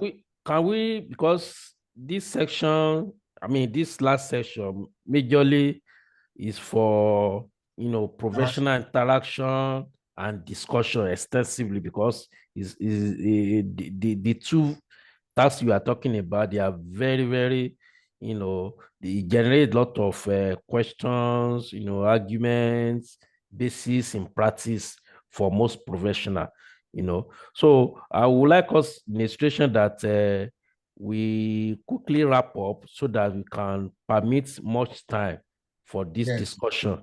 Okay, I will soon round off. So in this paper, like 5 minutes, sir. Yes, I consider Finance Act 2019, 2020, then 2021, 2022, then just for the knowledge of we as our knowledge as practitioners. Now, withholding tax. Withholding tax, as Mr. Bakola said, is just the method of collecting tax. So I don't have to get so much on that, like all professionals. But it has scope of transactions it covers. And that is, the scope is even known to all of us. We have dividend, interest, rent, royalty, contract, construction, and company. Then we have the tax rates. The major difference between VAT and withholding tax is that there is a fixed rate for VAT, 7.5% now, but there are varying rates for different transactions in withholding tax. So we don't have to go through that. We already know that. Then we have non-taxable withholding tax is governed by PITA and CITA, and both of them have exemptions. So then for collecting agents, entities recognized by law for collecting withholding tax and remitting to the relevant tax authorities. We know of MDAs, we know of banks, companies, and all other, even non-corporate bodies. And the fact that you cannot remit withholding tax without a payment schedule. The payment schedule gives information about you as the collector and the beneficiaries, the people you paid, from whom you have deducted withholding tax. So that is to enable the bank or the tax authority to issue subsequently official receipts and withholding tax credit notes for them to make their returns, final returns. So at that, I would say I've rounded off. So if you want to continue okay, discussion. All right, definitely we'll continue the discussion like I've been told. Thank you so much for helping us to work with time. We are, all of us here, we are professional, and we have many people of expansive experiences over the years. You get it now. But this is a matter of law that keep changes, as at when need. That's why professionals need to keep abreast of these changes per time. So the subject matter is not new to people. These are what people do on daily basis to earn their living for their practice businesses. So on these notes, what we'll do is we'll take some of these questions and each person that really concerned, I mean, the paper presenter, either Mr. Obatola or Mr. Babatunde, we try to address them. And if we have any supporting comments from the audience, for the participants, the opportunity will be made available for such to be, entertained. So that's what you want to do now. So let me seize this opportunity to commend the duo of Mr. Obatola and Mr. Babatunde for a well-researched presentation. I believe the participants will find them very useful, not even for today's paper, but for references when they are doing their personal study with your presentation. Thank you so much. You can just thank you, sir. Share your screen so that we go straight to that particular aspect, which is very, very important. So let me just read some of these comments. Then Mr. Batola and Mr. Batunde, you can take note of them. I would like to take them together so that, or take maybe the first 5, then as many as we can have available. That's it. Then before that, I posted a link for feedback, like how many few less than an hour ago. So please, let's do justice to it and try to put it. Then I'm putting another link too for a WhatsApp group chat that we have for those that want to join it. It's a WhatsApp group that we can disseminate information about training, about any other thing that people may be interested in, and anything that is professional that can help our knowledge and understanding on some key things we need to know. So let me go to the question and answer right away. I have here from Mr. Adesoji Oyedapo. The question is there any law that make withholding tax on interest payable to the state where the bank is domiciled rather than where the taxpayer is domiciled? Oh, okay. And either of the two can answer that question. Maybe Mr. Obatola can take note of that. So another question is there any revenue for someone to claim withholding credits at IRS, that is Internal Revenue Service level, as applied to Federal Land Revenue Service? Okay, States Revenue Service, okay. So the question again, is there any avenue for someone to claim withholding tax credits at Lagos Internal Revenue Service, as Internal Revenue Service level, as applied to Federal Internal Revenue Service? I think Mr. Baba Obatola will be able to answer that question. Another one, VAT remittance is still not later than 21 days following the month of the transaction. and not 10 days. Please confirm. Mr. Babatola should confirm that or any of them. I have for another. Somebody say something. I said I confirmed that already, that it's still 21 days. Okay, good. Where your source or transact your need through an open market, and the FIRS and LIRS is subjecting the line items to withholding tax. Why? I didn't get. Let me read the question again. Say, where your source or transact your needs through an open market, and FIRS and LIRS is subjecting the line item to withholding tax. Why? Mr. Babatola should be able to tell us that, Obatola and Mr. Babatunde. I understand that there are withholding tax exemption. Okay. Sorry. There are withholding tax exemption, which can be used, excuse me, as basis of defense to reduce tax obligation. What are the exemptions? So I will take the next two so that we attend to this thing. You two can get those from the chat board from your own end. Asset source prior to company commencement dates and under Federal Land Revenue Service desk review after commencement was subjected to withholding tax by claiming it was contract of supply. Is it proper? Then the last one for now, what is tax law position on deduction of at source for foreign established company having a base in Nigeria? Can we just address some of these questions, maybe as one by one or collaborative? So, Mr. Batola, please, let's start with you. Thank you very much. Thank you very much, sir. Yes, sir. The first one has to do with something that has to do with ordinary course of business. I can't get the question very clearly, but I was able to get ordinary course of business. Now, what do you mean by ordinary course of business? That is something that, assuming that you go to the market now and buy something, immediately after the purchase, you pay your money immediately.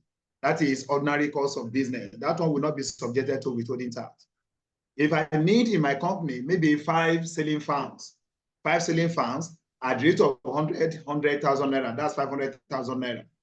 I get to the market, buy the 5 selling farms and pay my 500 naira immediately, pick my farms, put them in my car and go back to my office. Nobody's going to charge you withholding tax on that, because that's a transaction that was conducted in the ordinary course of business.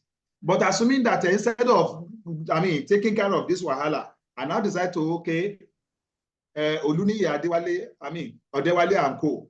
Now, please help me buy 5 selling farms. So let us have an agreement. So I will give you 500,000. So you supply me 5 farms. Then in that case, we are talking of a contract. So that one is no more an ordinary course of business. So that one will be subjected to as a rate of 5%. That's withholding tax on contract. It's as simple as that. Then there's another question that I have, which has to do with withholding credit note, how to claim withholding tax credit. Anyway, what is there is this. Whenever withholding tax is deducted from your income or profit, you are expected to go to that person that deducted the money from you. You say, who is supposed to have remitted that money to the necessary collecting agency, which is either the FRS or SRS. Then you are going to have a notice, or you are going to have a document. That document at the state level, we call it certificate of payment. At the federal level, they call it credit note. It is that credit note or certificate of payment which is going to have 2 parts, the upper one and the lower one. The upper one is going to give us brief detail about the person that deducted the money from you as the company now. And while the lower one is going to give us the detail about you, the owner of that money being, that has been deducted. When you get this credit note, at the end of the year, you are expected to file your tax returns as an individual before the end of March of the following year.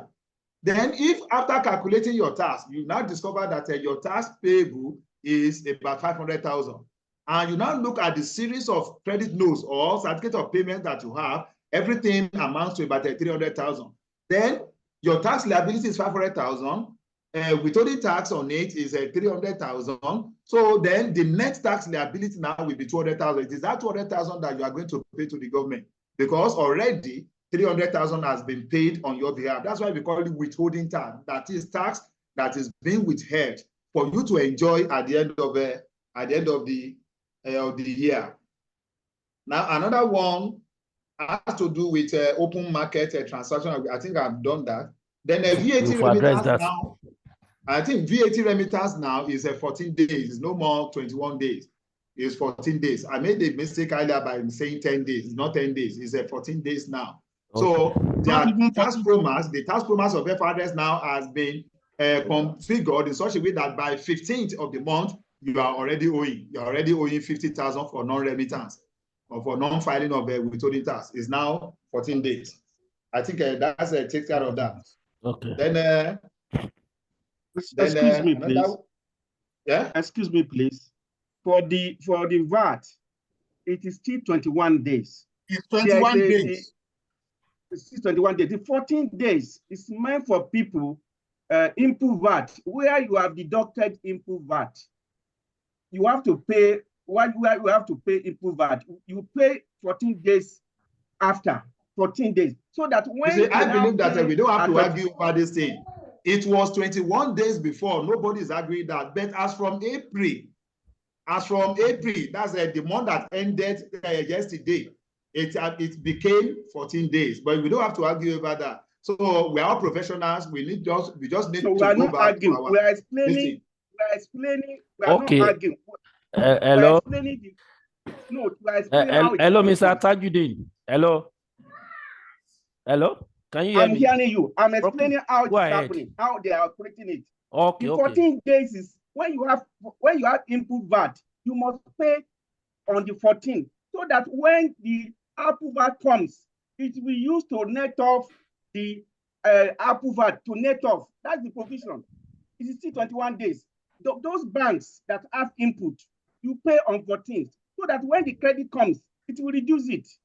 So there are two provisions there. For input, you must enter on the 14th. For output, on 21. Okay, no problem. All right. We are professionals. We are learning from each other. All right, that's good. Thank you for that. Thank you for that. That is the problem. Okay.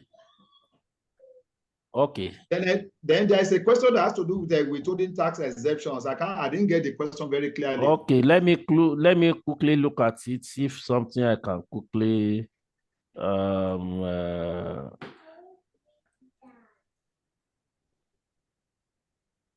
question about sorry, what's that question again? There are a lot of okay, there's a question that is consumption tax charged on basic food items. Yeah, when we talk of consumption tax, the same thing as the VAT. So basic food items are exempted from VAT. Okay. Then another question, assets source prior to company commencement dates and under FRS DEX review after commencement was subjected to withholding tax by claiming it was contracts of supply. Is it proper? That's a very dicey one.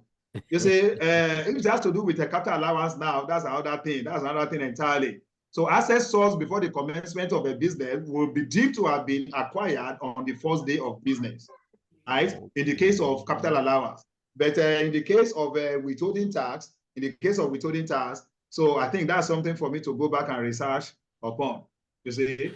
All right. But if it has to do with a capital allowance, then any asset acquired prior to the day of commencement of business is deemed to have been acquired on the first day of business. But as for withholding tax and so on, I think I need to go back and research on that. There's this particular question. I think Mr. Babatunde, we really address this. The question says, what can make one a good tax consultant? What training is necessary? How do I build myself to become a good tax consultant? Mr. Babatunde? Mr. Dewani, can you answer that now? What you are doing is part of the training. I'm not a consultant. I'm not a tax consultant. Anyway, what can does on NCPE, yes, is a sort of training where we can gain knowledge.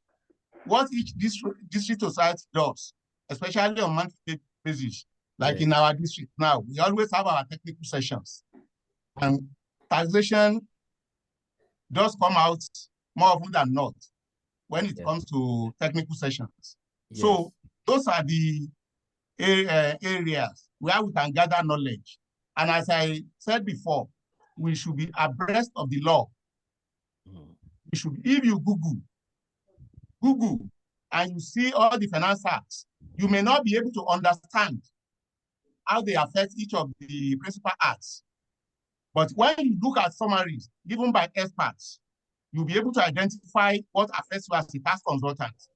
And you will be surprised when you advise your clients, you'll be talking as an authority because they see you as all in all. So those are the sources where you can make yourself an expert. It's not from the moon. All right, good. Just to add to what Mr. Babatunde has said, for you to be a consultant in any field, in any sector, you must know far beyond the people you want to consult for. That tells you you should be able to read widely. You'll be able to connect, network, be studious about the subject matter, and expose yourself to practices. So that's how one can develop. And you don't develop it overnight. You develop it over the years. And that's how it can. There's this particular question which I want maybe Mr. Batunde took and Mr. Gbenga can answer. People do make mistakes regarding withholding tax and VAT. Some companies believe once they are not charged VAT, will not charge VAT. Kindly throw more light on this. Okay, when we talk of VAT is different from withholding tax. Right? Yes. VAT, as I said earlier, is an indirect tax. You see, it's an indirect tax. So it has no respect for anybody. So as long as you consume the product on which VAT is imposed, then you have to pay. So it is different from withholding tax. Withholding tax is just a method by which a tax which you are going to pay at the end of the year, part of it is being paid now, and it is on certain transactions. When you look at the transactions which withholding tax covers, so they are limited. Whereas when you look at the data of VAT is very, very wide. So unlike the former sisters that cover just only a few areas. So withholding tax and VAT, they are not the same at all. While one is indirect tax, the other one is direct tax. So VAT is indirect tax, while withholding tax is a form of direct tax. And it is just a way of paying your tax in advance. Yes. Thank you so much. So we don't have much than unnecessary that we have not actually attended to. So I will just give audience to 2 or 3 persons to contribute or ask question. 30 seconds, please. Let's be with the time. We must close by 2 p.m. So I have one that has raised up her hand here. For maybe yes, you will talk. I know. I have seen you. Don't worry. You will talk. I have reserved something for you. Then we have Honors Demi. Who's the third person now? Before Peter, who's the third person? Okay, let's start with those 2. It's Mrs. Folashade Ajibade. Then Honors Demi. Good afternoon. Sir. You're welcome. I want to ask a question on VAT. Okay. Like when Mr. Batola was speaking, he said VAT, they are not borne by the company direct tax. That customers have already paid the VAT for company to remit. There are situations that when, especially those that are getting contracts, that when you put VAT on your invoice, they want to negotiate. There are many people that are bidding for this customer, for this contract. So company, they are not collecting VAT. So company, they are not paying VAT. At the end of the day, when there are many people bidding for a contract, and this is a competitive market, where the customer is not ready to pay VAT, and you are looking for customers. At the end of the day, like in my own situation, we, the company, we are the one that is even paying the VAT from our own revenue, because you are sourcing for customer, you are sourcing for contract, and many people are getting the contract because they are ready to get it without putting VAT. And there's no how you escape FRS without putting VAT. In that situation, what should we do? Okay. Because you want to get contract, you want to get contract, and so how do you those handle that that kind of will answer it, they are noting it. Honors Demi, please. Your question. Hello. Yeah, go ahead. You have the floor. Okay. My question is, I have a client that rendered supply services to Lagos State government. Now, when they were paid for the supplies, the client is a limited liability company. When they were paid for the supplies, Lagos State government deducted withholding tax, and this happened in 2022. Up to date, Lagos State has refused to remit the money to FRS. You know, I've written several times to the Accountant General office, and nobody's responding. Now, going to the tax office, the FRS tax office, they are insisting that I must get Lagos State to remit that withholding tax so that my clients can claim the offset. I don't know if there's any advice that the Lagos State official can give to me. I don't know why. Noted. Yes. Noted. Festus Adeboye, please, sir. Yes, yes. Thank you, sir.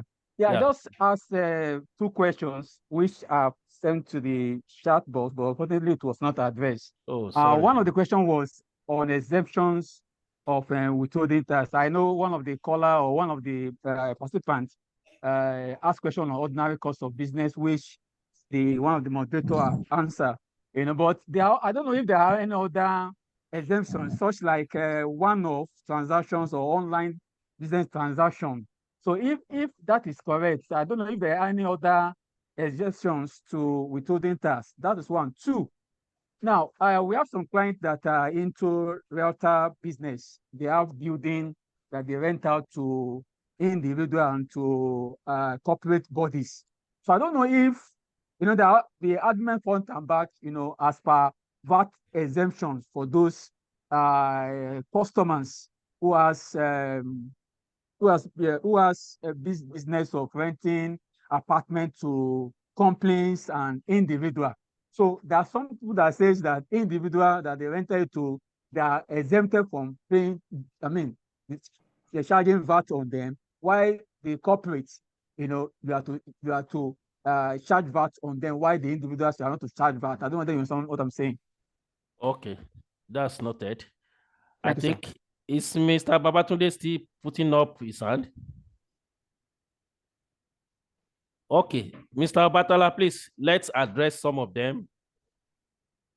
Okay, there's a question that has to do with consumption tax under LRS. Is basic food items subject to consumption tax? You say, you will agree with me that LRS has this hotel occupancy and restaurant consumption tax, which is charged at the rate of 5%. Now, it is when you go to a designated area, that is hotel, event plazas, and things like that, and consume. Whatever you consume there, then you are expected to pay 5% of the invoice value as hotel occupancy and restaurant consumption tax. Now, basic food item, when you go there and consume, will be subjected to tax. This one is not VAT, right? Now, what do we mean by this? Now, let's look at you go to Sheraton. When you want to eat rice, a plate of rice, you go to Sheraton.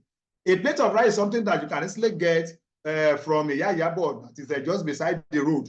But if you believe that, look, the yaya board beside the road is not good for you, the rice that is good for you is the one that is to be served You see? So because of that, you have to go there. What we are not asking you to do is go there, eat whatever you want to eat, and then be ready to give us 5% of whatever the amount that you are spending there. For us to be able to take care of those things that from that hotel, you are going to drink, you are going to do anything, whatever they drink, whatever you do there. So it is Lagos State government that's going to take care of the cleaning and some other things. So that is what we are saying. So if you go to ordinary restaurant, ordinary kiosk or shop and eat your rice, nobody will blink an eye.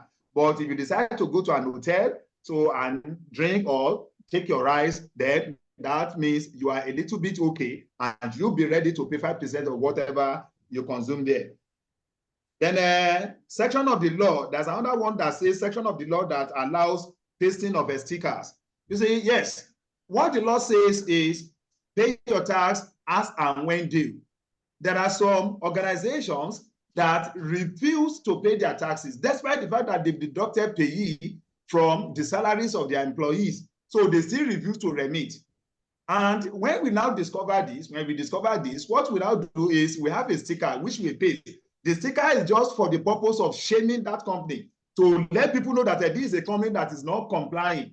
So, there are some people that the moment they see that you are not a tax compliant organization, they don't do business with you.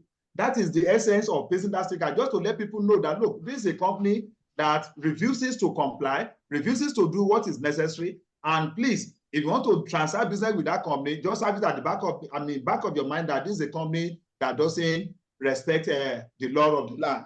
So this has been working very fine. Some companies will not want us to pay the sticker, and because of that, they just go and pay. So that is that. Then the other one has to do with the credit note, which is meant for FRS, but the money paid to LRS. Yes, this is a kind of an administrative mistake. You see, money that is meant for LRS paid to FRS. Even there are some monies meant for LRS paid to the account of FRS. You will agree with me that the way the system is configured, the moment you pay, whatever you pay goes straight into the account, which is to be filled by the Accountant General of the state and the Commissioner for Finance. Before that money can be reversed, it has to be with their approval. So the approval has to go through the bank where you made the mistake, and from the bank will now write their own report and send it to the office of the Accountant General, which is the STO. So from the STO, they will look at it. Once it is approved, they will send it to the Commissioner for Finance. Once it is approved, then they will now ask the bank to do the reversal. So in this case now, the money has been paid. It is meant for federal government and not for the state government. So it means that the state has to issue another check on behalf of the federal government, on behalf of FRS. So it may take time, but it is something that can be done. It is not something that won't be done. It will be done, though it may take time because of the stages that is involved. Hello, sir. So, yes? That's not my question. My question is, Lagos State deducted withholding tax from this company because the company supplied tables and chairs to Lagos State schools. Lagos State has refused to remit the withholding tax to the FRS. Lagos State government deducted withholding tax. Yes, from a company that provided supplies to them. You understand? Okay. So Lagos State deducted withholding tax, deducted all the other statutory taxes. Yes, but they have refused to remit the company an enterprise or limited liability company. It's a limited liability company. What do you say? It's a limited company. Okay, it's a limited liability company. Limited. Must go to the federal government. Yes. It's a limited liability company. Yes. You said they've been going to and fro. I think you may need to communicate that one privately with Mr. Batola for further advice. Yes, you can get my phone number. You can get my phone number and get in touch with me later.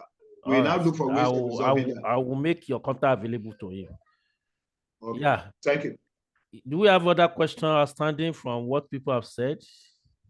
Okay, the other person that talking about whatever, of apartments or whatever. Yes, virtuous business and exemption to VAT. So withholding, exemption to withholding. So I think that one. Then thereafter, Mrs. Oluwakemi Manyogbo has put up his hand up. Then we will address that. Then Peter will talk. So let's go about that now. That question about rent. The question about renter. Yeah. And as regards withholding tax. Yes. One major problem. So this one, they are rendering it maybe as a service or whatever. One major problem with rent, especially when you use it for office or whatever, is that the landlord may tell you that you should not deduct withholding tax. We are not talking about that. We are talking of withholding tax. The landlord will tell you your rent is 1 million. And I don't want any deduction. We should have 10%. Just pay me my full money. So what? Give me my full money. So what normally happens, because there is nothing you can say that the taxman will agree with you, is for you to pay your landlord 1 million, 10% for the taxman, keep it and remit it. That's it about renters. Then, but sorry, sir, I'm referring to VAT issue that as regard. Yes, he has mentioned that one. You now go to VAT. It's a service, like renters for events or whatever. VAT has to be paid in the sense that, you know, if you are the owner of the property that you are renting out, is you that is issuing the invoice, and you put 1 million rent, then 7.5% VAT. There is nothing you can say about that. It attracts VAT. The only exemption that the law now recognizes via Finance Act 2020 has to do with renters of equipment or tractor that have to do with agri. All other renters who attract VAT, they consider it a business. Okay. Are you listening, sir? That's renter for business purposes, right? Yes, renters for business purposes. Okay. You have to put VAT there. So the person who pays for rent, as they have always known, is paying for VAT. You are just the intermediary to pay over to the FRS. So the law only recognizes renters for agri equipment to be exempted. And it is just via the 2020 Finance Act. Okay, that's noted. I think that one has been resolved. Now, Mrs. Oluwakemi Mayogbo, please. Part on contracts. Madam spoke about contracts. Yes, it's a common problem in the construction or construction industry, where company A is trying to outshine company B or outbid. Okay. Say company B. It's unfortunate. The taxman will not listen to that. The taxman will not listen to it. It's like the scenario I've just painted, where your landlord refuses to agree with you on withholding tax. This one, VAT on contracts. What should have normally been the case is for you to say, okay, 100,000 is this contract, 7,500. But they will tell you that they don't want to hear about 7,500. So, I don't know if you have a way that if you forgo it, the taxman, you will pay 7,500. It means you will be paying the taxman from your profit on the 1 million. If the remaining amount satisfies you as profit, then you go for it. The taxman may not listen to you as to not adding VAT on your contract. It's unfortunate. It's unfortunate because what should happen, and I think what normally happens, which brings in Nigerian factor, and that's where our government loses, especially at federal and state levels. The contractors have their method of putting in all these taxes. They have their method of putting in these taxes. And everything now ends with, I know you know me. It's very unfortunate. Otherwise, what you are saying is the right thing. But that's Nigeria for us. The tax man will not listen, and your employer will not listen. So all right. it's for you. Thank you, Mr. Babatunde. Yes, Babatunde. Let's listen to the Mrs. Oluwakemi Mayungbo. Mayungbe, sorry if I mistake in the name. For the last speaker, then Peter will speak. You can meet yourself. Good afternoon, madam. everyone. Good afternoon, ma. I've done that now. Yeah, Okay. good afternoon, Mr. Adebayo. Yeah. Good afternoon to all. I mean, thank very much to all the facilitators and those people that put this training together. I have about 3 questions, just a brief 3 questions and a brief answer to it. My first question is that as per the TIN registration for a small company, I mean a business name, is it necessary for a business name to have a TIN? I mean individual now to have a TIN and to be filing returns with, because I don't know that business, I'm not sure the business has anything to do with FIRS. So that's my first question. In order to get the TIN, is it necessary for them to be filing returns? Then my second question is on VAT consumption for the hotel business. You know, there is this case in Lagos State right away that I think that case is still in court between the VAT and consumption tax. So is it compulsory for the hotel business to be charging VAT at the same time be charging consumption tax on the clients? Okay. So third question now. Then my third question now is on, oh, I have forgotten. Okay, let them answer those. The third question is on the VAT, I mean, it's on withholding tax remittance. Yes, just let me put this, the third one. It's on withholding tax remittance. There is someone very close to me, it's a consultant someone's company, but it got a consultant individual. So they'll be charging this tax, or I mean, they'll be withholding tax on a salary every month on the consultancy fee. So I want to know how he can claim that, because withholding tax is an advance payment.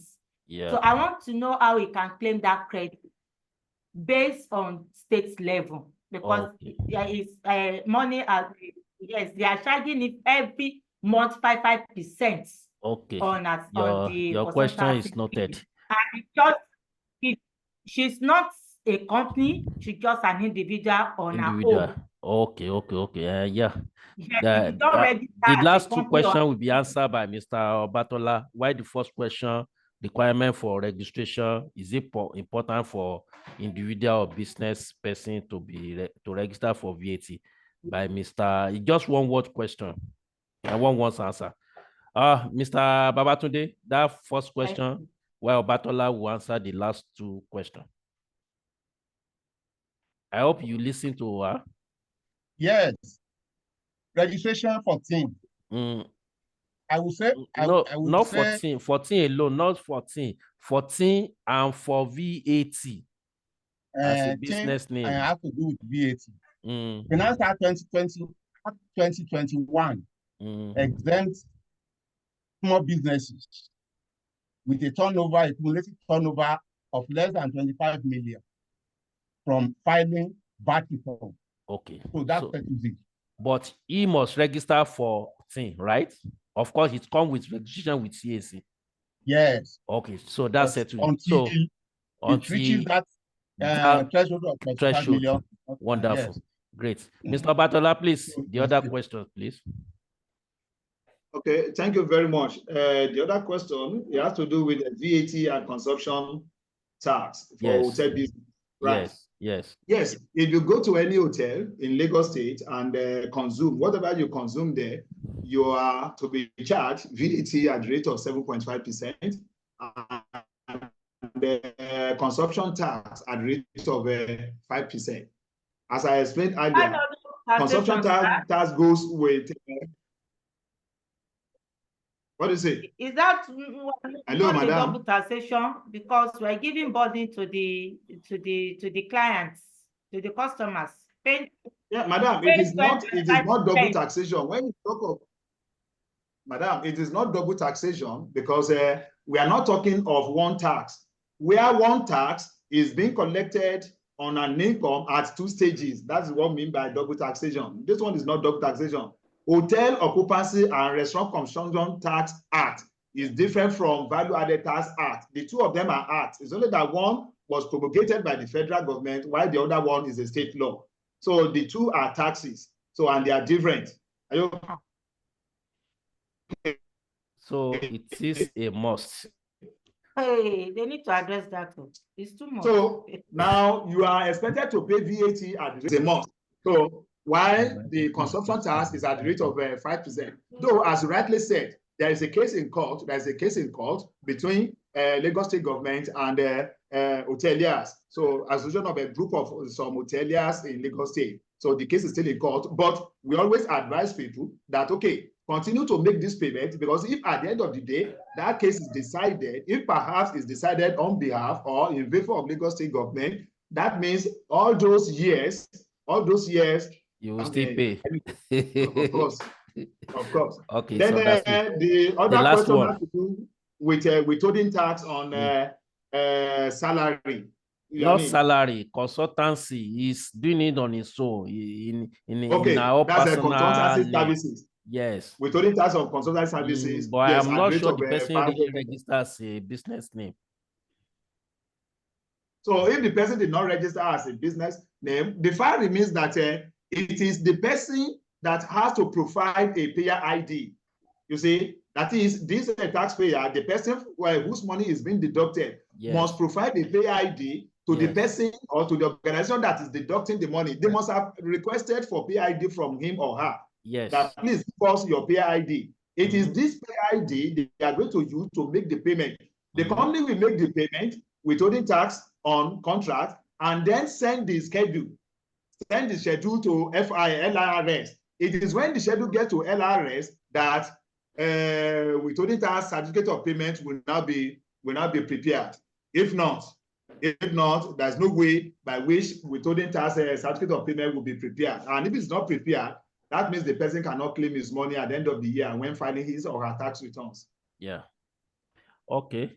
So on this note, how will she claim tax return? And this has just been mentioned that he must have provided the company that is deducting 5%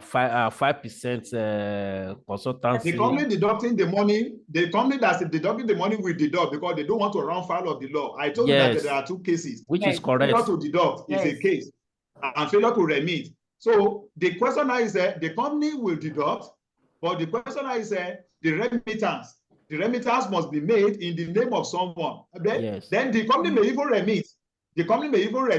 But it will not give us the schedule. There's a withholding tax schedule which will show the names and addresses and PID of those people that owned the money being remitted. But where this one is not provided, that of that person will not be included in the schedule. Okay, in one word, Mr. Batala, what do you advise for that lady to do now? Let the person get in touch with me. You can give him or her my phone number and we talk later. Okay. All right. Okay, that's fine. That's fine. Sorry, so, hello. Sorry, sir. 1 minute, please. 30 seconds. So we've run outside our time. That answer gave rise to this my question. Okay. In a case where you have two levels of consultancy, let's assume a company has a consultancy agreement with government, and the company is a business name. The company now engages another sub-consultant who is a limited. Now, withholding tax is being deducted. You know, for a business name, the withholding tax should be paid to the State Internal Revenue Service. Yes. But for the limited, it's meant to pay to the FIR as a way of advance tax. Yes. How can that line be resolved? Because such payment is not going to FIR, and the sub-consultant who is meant to enjoy that credit is not enjoying it. Thank you, sir.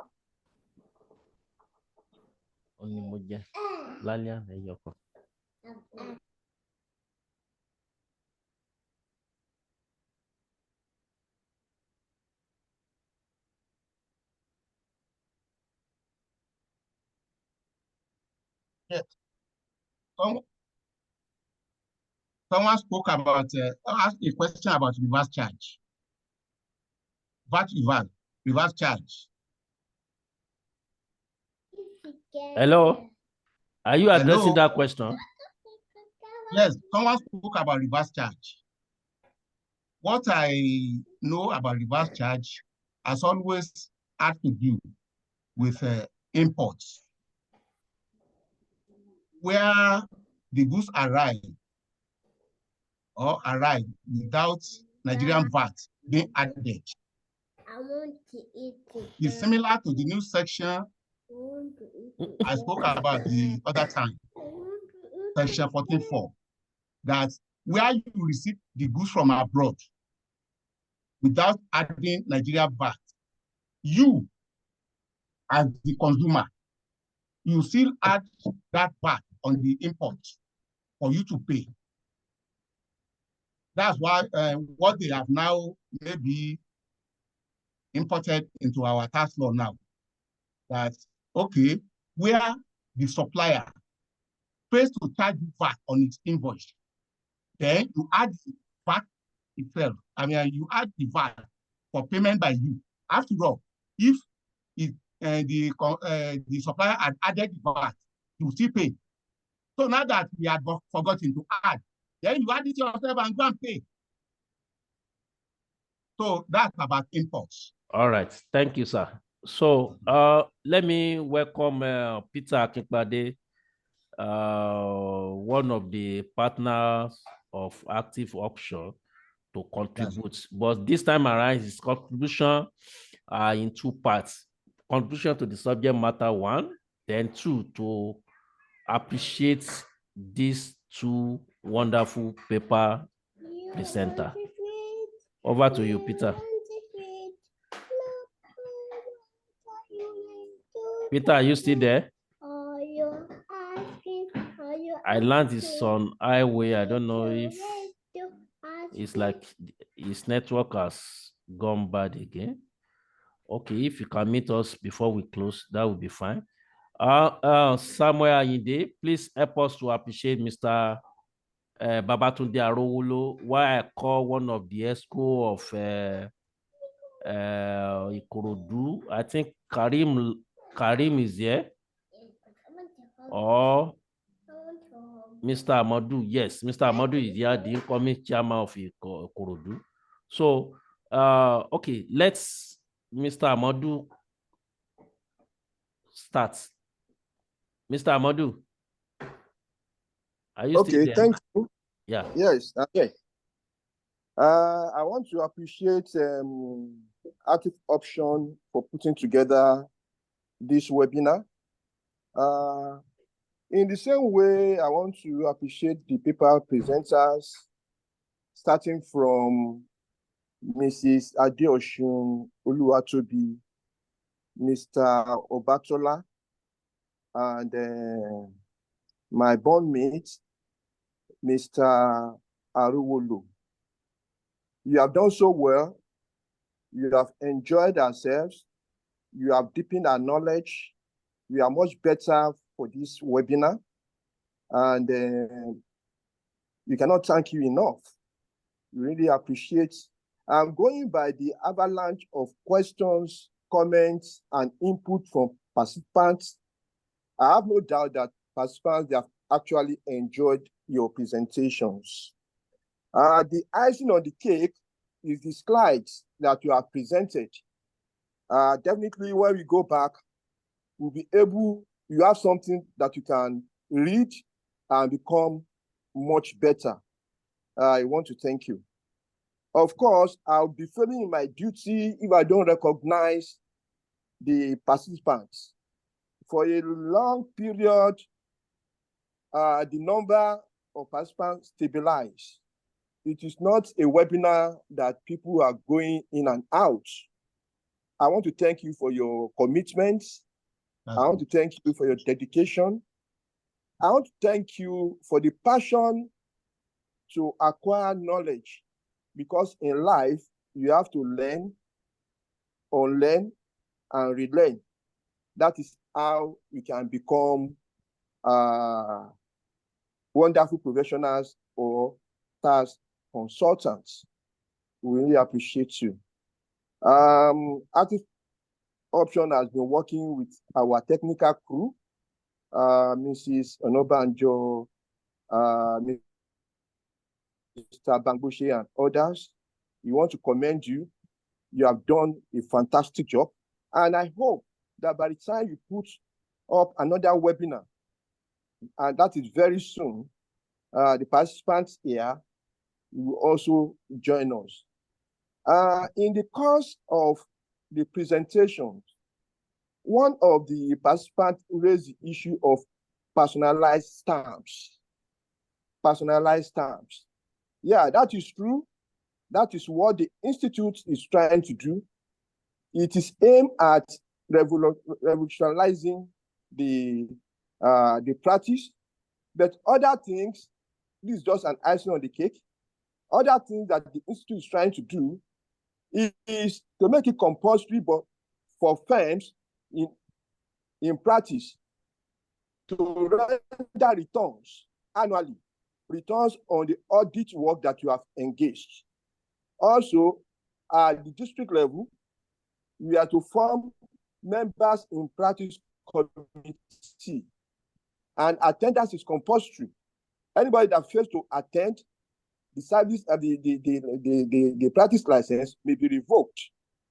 And of course, anyone that is holding untenured practice license that fails to renew the license by 31st of March 2025, that license will be invalidated and the person may not be practiced.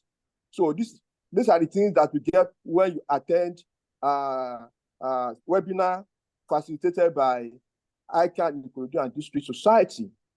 And the last two things that the Institute is trying to do is to categorize firms into 4. We are going to have micro, we are going to have small, we are going to have medium, and large. The point is, for the sake of Mr. Amadu, your network is not, we can't hear you clearly. The Institute Please. is the best you can get. You may round it up. And finally, we actually are having monitoring team going around to monitor firms and partners. So we want to encourage people in practice to ensure that they conform with all these new initiatives of the Institute. All right. Once again, we want to thank everybody for being part of us, and let us stay together because we are going to enjoy ourselves. Thank you. God bless you. Thank you, Mr. Amadu, the incoming chair of ICANN Ikorodu and District Society. May I let you know that the participants here, they are not only member of Ikorodu and District Society, they cut across, the entire country. I can see people from Ondo, Ekiti, even in Abuja. One of my guy, Dr. Amadi, is from North, very cold North there. So it's cut across the entire member of ICANN family within the country. Thank you so much. I think Peter is here available. Please, can you wrap up with your information so that we close for the day? Peter, please unmute yourself if you can hear me. Peter. Maybe he's still on the highway. All right. Then Samainde, any information? Samainde. Okay. Yeah. Thank you so much. Our District Chairman Lateef Awojobi, are you there? Just close us with this session so that we can have enough time to enjoy our holiday. I think the network's not stable, please. It's not clear enough.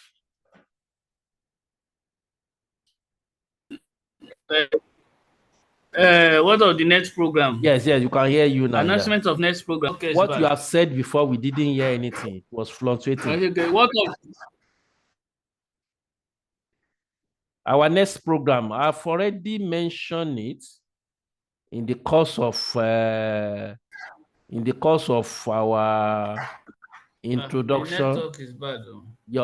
In the course of our introduction, I mentioned it that the next thing we want to do, let me quickly show it for members to see. We said this is what we have for Western Zone.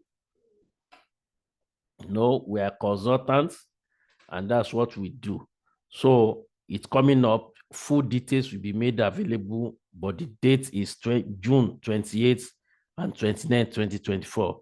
That will be Friday and Saturday.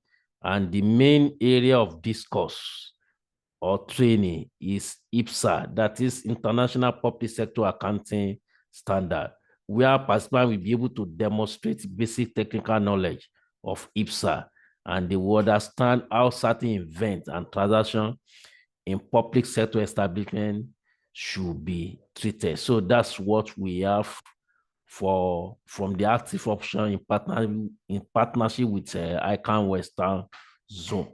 So on this note, let's call it a day. Thank you, everyone. The districts of Ikorodu, in the district of ICANN Ikorodu, from the chairman down to every member, and those that are joining outside the districts, we say thank you. And I believe you've had value for money.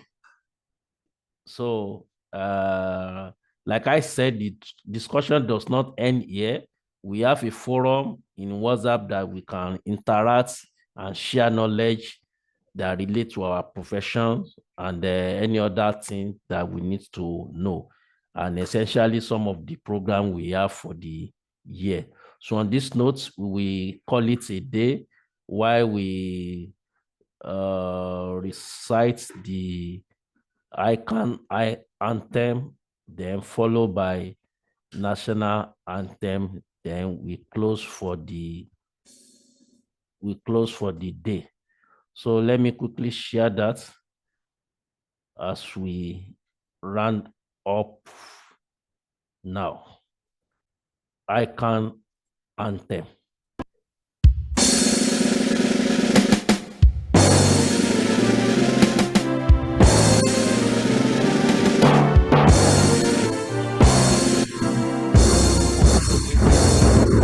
Let's go, ICANN fount of treasure in triumph of banner raised, standing stronger in harmony, building a land together.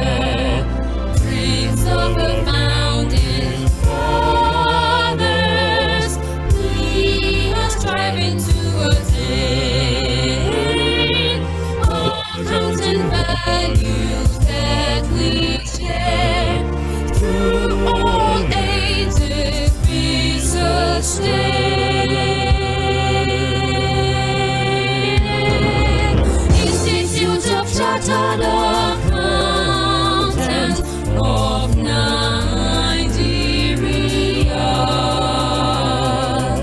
Noble ICANN, noble ICANN, your accuracy we cherish. We uphold your integrity.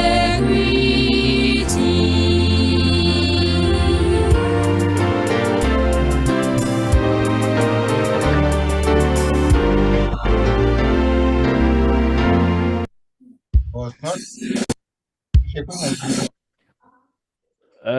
national anthem.